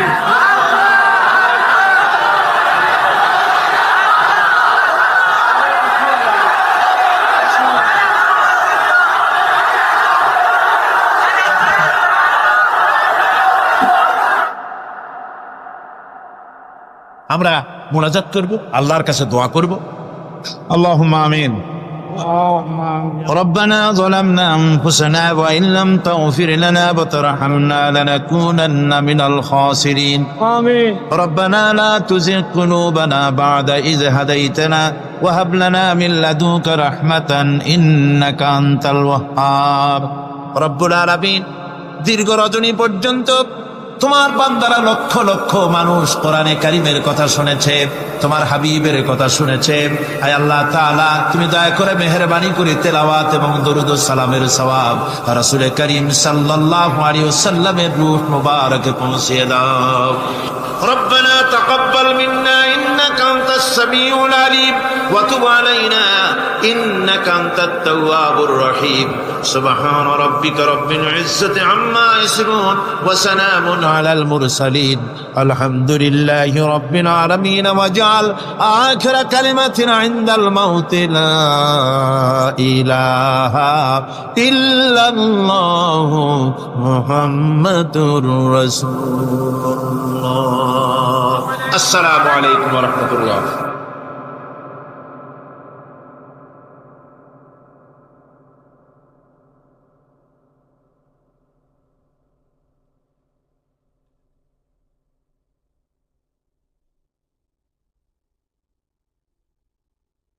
আবু আইয়ুব আনসারীর ঘরের সামনে গিয়ে ওঠ দাঁড়িয়ে গেল। আপনারা আছেন আমার সাথে? আবু আইয়ুব আনসারী আল্লাহর নবীর আসবাবপত্র সব ঘরে নিয়ে গেলেন। রসুল মদিনাতে এসেছে, একটা বাড়িতে অবস্থান করতেছে। সংবাদ সারা মদিনায় ছড়িয়ে পড়ল। দলে দলে লোকজন রসুলের সঙ্গে সাক্ষাৎ করতে আসলো। এদের ভিতরে অমুসলিমও ছিল, মুশরিক ছিল, ইহুদি ছিল, খ্রিস্টান ছিল। ইহুদিদের একটা দল, ওই কমিউনিটির ইহুদিদের ভিতরে সবচেয়ে বড় যিনি আলেম ছিলেন, জ্ঞানী ছিলেন, বড় নেতা ছিলেন, নাম ছিল আব্দুল্লাহ ইবনে সালাম। কি নাম? যুবকরা কথা বলতেছে না, কি নাম? আব্দুল্লাহ ইবনে সালাম রসুলের সঙ্গে সাক্ষাৎ করলেন। আপাদ মস্তক দেখলেন, চেহারার দিকে তাকিয়ে বললেন, মুহাম্মদ সাল্লাল্লাহু, আমি ইহুদিদের নেতা, আমার আদেশে হাজার হাজার ইহুদি অনুসরণ করে। মদিনার কমিউনিটিতে আমি সবচেয়ে বড় আলেম, তাওরাতের হাফেজ। ইন্নী সাইলুকা আন সালাসিন লা ইয়ালামুহুন্না ইল্লা নাবিয়্যুন। আমি আপনাকে তিনটি প্রশ্ন করব। আমার বিশ্বাস নবী সারা পৃথিবীর কেউ এই তিনটি প্রশ্নের অ্যান্সার জানে না। একমাত্র নবীরা এই তিনটি প্রশ্নের অ্যান্সার বলতে পারবে, পৃথিবীর আর কেউ পারবে না। আপনি যদি সত্যিকার অর্থে রাসূল হবেন, নবী হবেন, তাহলে আমার প্রশ্নের জবাব দিন। রাসূল বললেন, তুমি প্রশ্ন করো। তিনি বললেন, আমার প্রথম প্রশ্ন হলো, আউয়ালু আশরাতুস সাআ মা হিয়া? মা হিয়া আউয়ালু আশরাতুস সাআ? কিয়ামত তো হবেই, পৃথিবী ধ্বংস তো হবেই, সাধারণ পৃথিবী আসমান জমিন সহকারে সব ধ্বংস হয়ে যাবে। কিন্তু কিয়ামত ধ্বংস, পৃথিবী ধ্বংস হওয়ার আগে কিছু কিছু আলামত ঘটবে। কিয়ামত, পৃথিবী ধ্বংস হওয়ার আগে বড় বড় কিছু আলামত সংঘটিত হবে। তার ভিতর থেকে পৃথিবী ধ্বংসের কিয়ামতের বড় বড় আলামতের প্রথম আলামতটা কি? দ্বিতীয় প্রশ্ন, ইয়া রাসূলুল্লাহ, ওয়া আউয়ালু তুআমিন ইয়াকুলু আহলুল জান্নাহ? জান্নাতের সেই প্রথম খাদ্য কি, যেটা জান্নাতীরা প্রবেশ করেই খাবে? তৃতীয় প্রশ্ন হলো, মা হিয়া ইয়ানজাউল ওয়ালাদু ইলা আবিহি ওয়া ইলা উম্মিহি? কখন সন্তান তার মায়ের মতো হয়, কখন সন্তান তার বাবার মতো হয়? রাসূল বললেন, আব্দুল্লাহ ইবনে সালাম, তুমি এখন আমারে প্রশ্ন করেছো, কিছুক্ষণ আগে জিব্রাইল তোমার প্রশ্নের অ্যান্সারগুলি আমারে জানিয়ে দিয়ে গিয়েছে। তোমার প্রশ্ন হচ্ছে কিয়ামতের প্রথম আলামত কি? আছেন আপনারা? কিয়ামত তো হবেই, এটাকে অস্বীকার করার কোনো সুযোগ, কিন্তু কবে হবে, কখন হবে? ইন্নাল্লাহা ইনদাহু ইলমুস সাআ, সেটা আল্লাহ ভালো জানেন। জিব্রাইল রাসূলুল্লাহকে প্রশ্ন করেছে, ও রাসূল, কিয়ামত কখন হবে আপনি বলেন। রাসূল বলছিলেন, মাল মাসউলু আনহা বিআলাম মিনাস সাইল। জিব্রাইল, আমি জানি না, আপনি জানলে বলেন। কিয়ামত কবে হবে সেই দিন তারিখ জানা নাই, তবে যেদিন পশ্চিম দিক থেকে সূর্য উদিত হবে তার 120 বছর পরে কিয়ামত হবে। আল্লাহু আকবার বলেন। আমার প্রিয় সদীপ, জিব্রাইল বলল, আব্দুল্লাহ ইবনে সালাম বলল, হে রাসূল, কিয়ামত তো হবেই, কিন্তু কিয়ামত সংঘটিত হওয়ার আগে যে বড় বড় আলামতগুলি ঘটবে তার প্রথম আলামতটা কি? রাসূল বললেন, প্রথম আলামত হলো ওহিয়া নারুন তাহশুরুন নাসা মিনাল মাশরিকি ইলাল মাগরিব। কিয়ামতের প্রথম আলামত হলো পূর্ব দিক থেকে একটা আগুনের কুণ্ডলী বের হবে, আগুনের ধোঁয়া বের হবে, জাপান থেকে বের হবে। কোন দিক থেকে? এই আগুনের কুণ্ডলী ভারত, পাকিস্তান, চীন, মঙ্গোলিয়া সহকারে বাংলাদেশ সহ এই পূর্বাঞ্চলের মানুষদেরকে তাড়ায়া পশ্চিম দিকে নিয়ে যাবে। আল্লাহু আকবার। এমন এক আগুন পূর্ব দিক থেকে আল্লাহ বের করে দিবেন যে আগুনকে নিবানোর মতো ক্ষমতা পৃথিবীর কারো থাকবে না। এখন তো নিমতলিতে আগুন লাগলে বন্ধ করা সম্ভব, পানি ডাললে আগুন নিভে যায়, লঞ্চের মধ্যে আগুন লাগলে সেটাও নিবানো সম্ভব, বিমানের মধ্যে আগুন লাগলেও নিবানো সম্ভব। কিন্তু কিয়ামতের প্রথম আলামত হিসাবে যে আগুনটা আল্লাহ পূর্ব দিক থেকে বের করে দিবেন, ওই আগুনকে নিবানোর মতো ক্ষমতা পৃথিবীর কোনো ফায়ার সার্ভিসের নাই। এটা প্রথম আলামত। বুঝতেছেন কথা? তুমি প্রশ্ন করেছ, আউয়ালু তুআমিন ইয়াকুলু আহলুল জান্নাহ, জান্নাতি লোকেরা যখন জান্নাতে যাবে তখন জান্নাতে তো খাবারের কোনো অভাব নাই, ঠিক কিনা? আদমকে আল্লাহ বলছিলেন, ওয়াকুলা মিনহা রাগাদান, আদম যা খুশি তা খাও, যত ইচ্ছা তত খাও, কারণ বেশি খাওয়ার জায়গা হলো জান্নাত, কম খাওয়ার জায়গা হলো দুনিয়া। সুবহানাল্লাহ বলবেন না? আর আমরা এখন মনে করি না বেশি খাওয়ার জায়গাটাই দুনিয়া, তাই ইচ্ছা মতো খায়, নিজেরটাও খায়, পরেরটাও খায়। খাওয়ার জন্য এত খাওয়া খায়, দেশের ব্যাংকে জায়গা হয় না, তাই বিদেশের ব্যাংকও টাকা পাঠায়। কথা বলেন ঠিক কিনা? এমন খাওয়া খায়, সব খাওয়ারই হিসাব নিবেন কে? হাসিবু কাবলা আন তুহাসিবু, আমি আল্লাহ ধরার আগে নিজেদেরকে একটু হিসাব করো, হিসাব কিন্তু হবে। কথা বলেন ঠিক কিনা? তো জান্নাত হচ্ছে বেশি খাওয়ার জায়গা, ঠিক কিনা বলেন? আর দুনিয়াতে আপনি যত খাবারই খান, স্বাদ পাবেন মাত্র 6 প্রকার। 6 প্রকারের বাইরে পৃথিবীতে কোনো স্বাদ নাই। আমি একবার দুবাইতে বুফের খানা খেলাম, প্রায় 100 প্রকারের আইটেম আমার সামনে দিছে। তা আপনি আর কয়টা খাবেন? যত খাবার খান স্বাদ 6 প্রকার, টক, ঝাল, মিষ্টি, ন্যানো, তেতো, পানসা। এই 6-এর বাইরে কোনো স্বাদ দুনিয়াতে আপনি পাবেন না, হাজারো প্রকার খাবার খেলেও। কিন্তু আল্লাহ বলছেন, আলাম নাজআল্লাহু আইনাইন ওয়া লিসানান ওয়া শাফাতাইন, তোমাদেরকে আমি আল্লাহ টেস্টিং বাট, জিহ্বা দিয়েছি।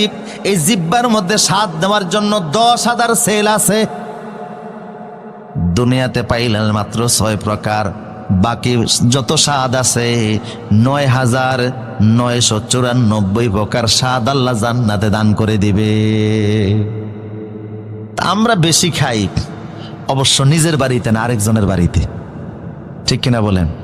কম খাবেন, বরকত আছে না নাই? এক জায়গায় মেজবানির আয়োজন হয়েছে, গৃহকর্তা আসছে আমেরিকা থেকে, গরু লাগে গ্রামবাসীর 5টা, উনি জবাই করছে 10টা। এর মধ্যে 2 গ্রামের মানুষ আমন্ত্রিত, 1 গ্রামের লোকেরা রাগ করে আসে নাই। উনি বললেন, ঠিক আছে, বাকি গ্রামে যারা আছে ইচ্ছা মতো খাও। এরা ডাকলো, ফলাও খেয়ে আর লাভ কি, শুধু গোস্ত। এক লোক এমন খাওয়া খাইছে, এখন দম ছাড়তে পারে না, নাকের আগা দিয়া দম আসে আর যায়। শীতুয়া শুয়া উপরের দিকে মুখটারে কাট করে দিয়া আজরাইলে ডাকতে আছে। পরিস্থিতি বড় জঘন্য, যে কোনো সময় লাশ হইতে পারে।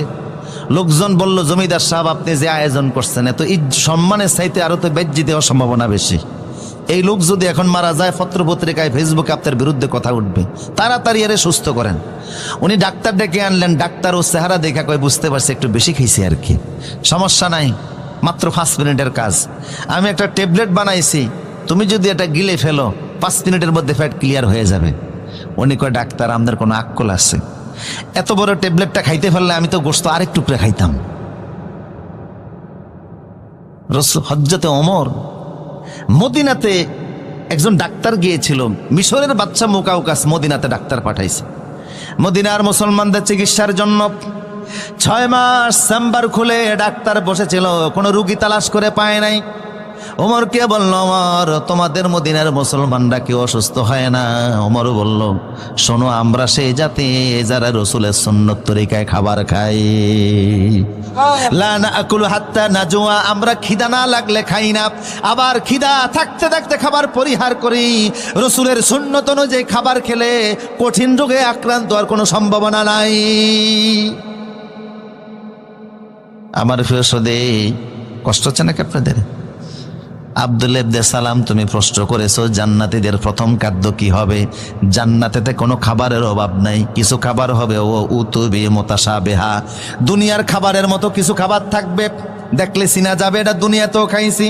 আবার কিছু খাবার থাকবে মালা আইনুন রাআত ওয়ালা উযুনুন সামিয়াত ওয়ালা খাতারা আলা কালবি বাশার, চোখেও দেখো নাই, এমন হাজারো আইটেম জান্নাতে আছে না নাই? কিন্তু সর্বপ্রথম যে খাবারটা আল্লাহ জান্নাতীদের মুখের সামনে তুলে ধরবেন সেটা হলো কাবাতি হুত। কিছু মাছ আছে, দামি কিছু মাছ থাকবে জান্নাতে, ওই মাছের কলিজার পাশে অতিরিক্ত একটা অংশ থাকবে, এটা বড় দামি জিনিস, কলিজা না, মাছের কলিজার পাশে অতিরিক্ত চর্বিযুক্ত একটা অংশ থাকবে, ওই জিনিসটা এত স্বাদ হবে, ওইটা দ্বারা জান্নাতীদেরকে আল্লাহ সর্বপ্রথম আপ্যায়ন শুরু করবে। তোমার প্রশ্ন হচ্ছে, সন্তান কখন বাবার মতো হয়, সন্তান কখন মায়ের মতো হয়? অনেক সময় সন্তানদের চেহারা বাবা মার চেহারার কাছাকাছি হয় না? রসুল বললেন যে দেখো, ফিতার পৃষ্ঠদেশ থেকে যখন এক স্পাম বের হয়, ইয়াখরুজু মিন বাইনিস সুলবি ওয়াত তারাইব, আর মায়ের বক্ষপিঞ্জ থেকে ওবাম বের হয়, এটা ভাইজিনাল লিকুইড, এটা যদি বের হয়, বাবারটা যদি স্পামটা যদি আগে বের হয় তাহলে সন্তান বাবার চেহারার মতো হয়, যদি মা ওবামটা আগে বের হয় তাহলে সন্তান মায়ের মতো হয়। আম মজলিসে এর চাইতে আর অন্য কোনো ভাষায় আমার বলার সুযোগ নাই। আব্দুল্লাহ ইবনে সালাম বললেন, হে রাসূল, আপনি যা বলছেন হুবাহুব তাওরাতের সাথে মিলে গেছে, আমি সাক্ষ্য দিচ্ছি আপনি আল্লাহর রাসূল।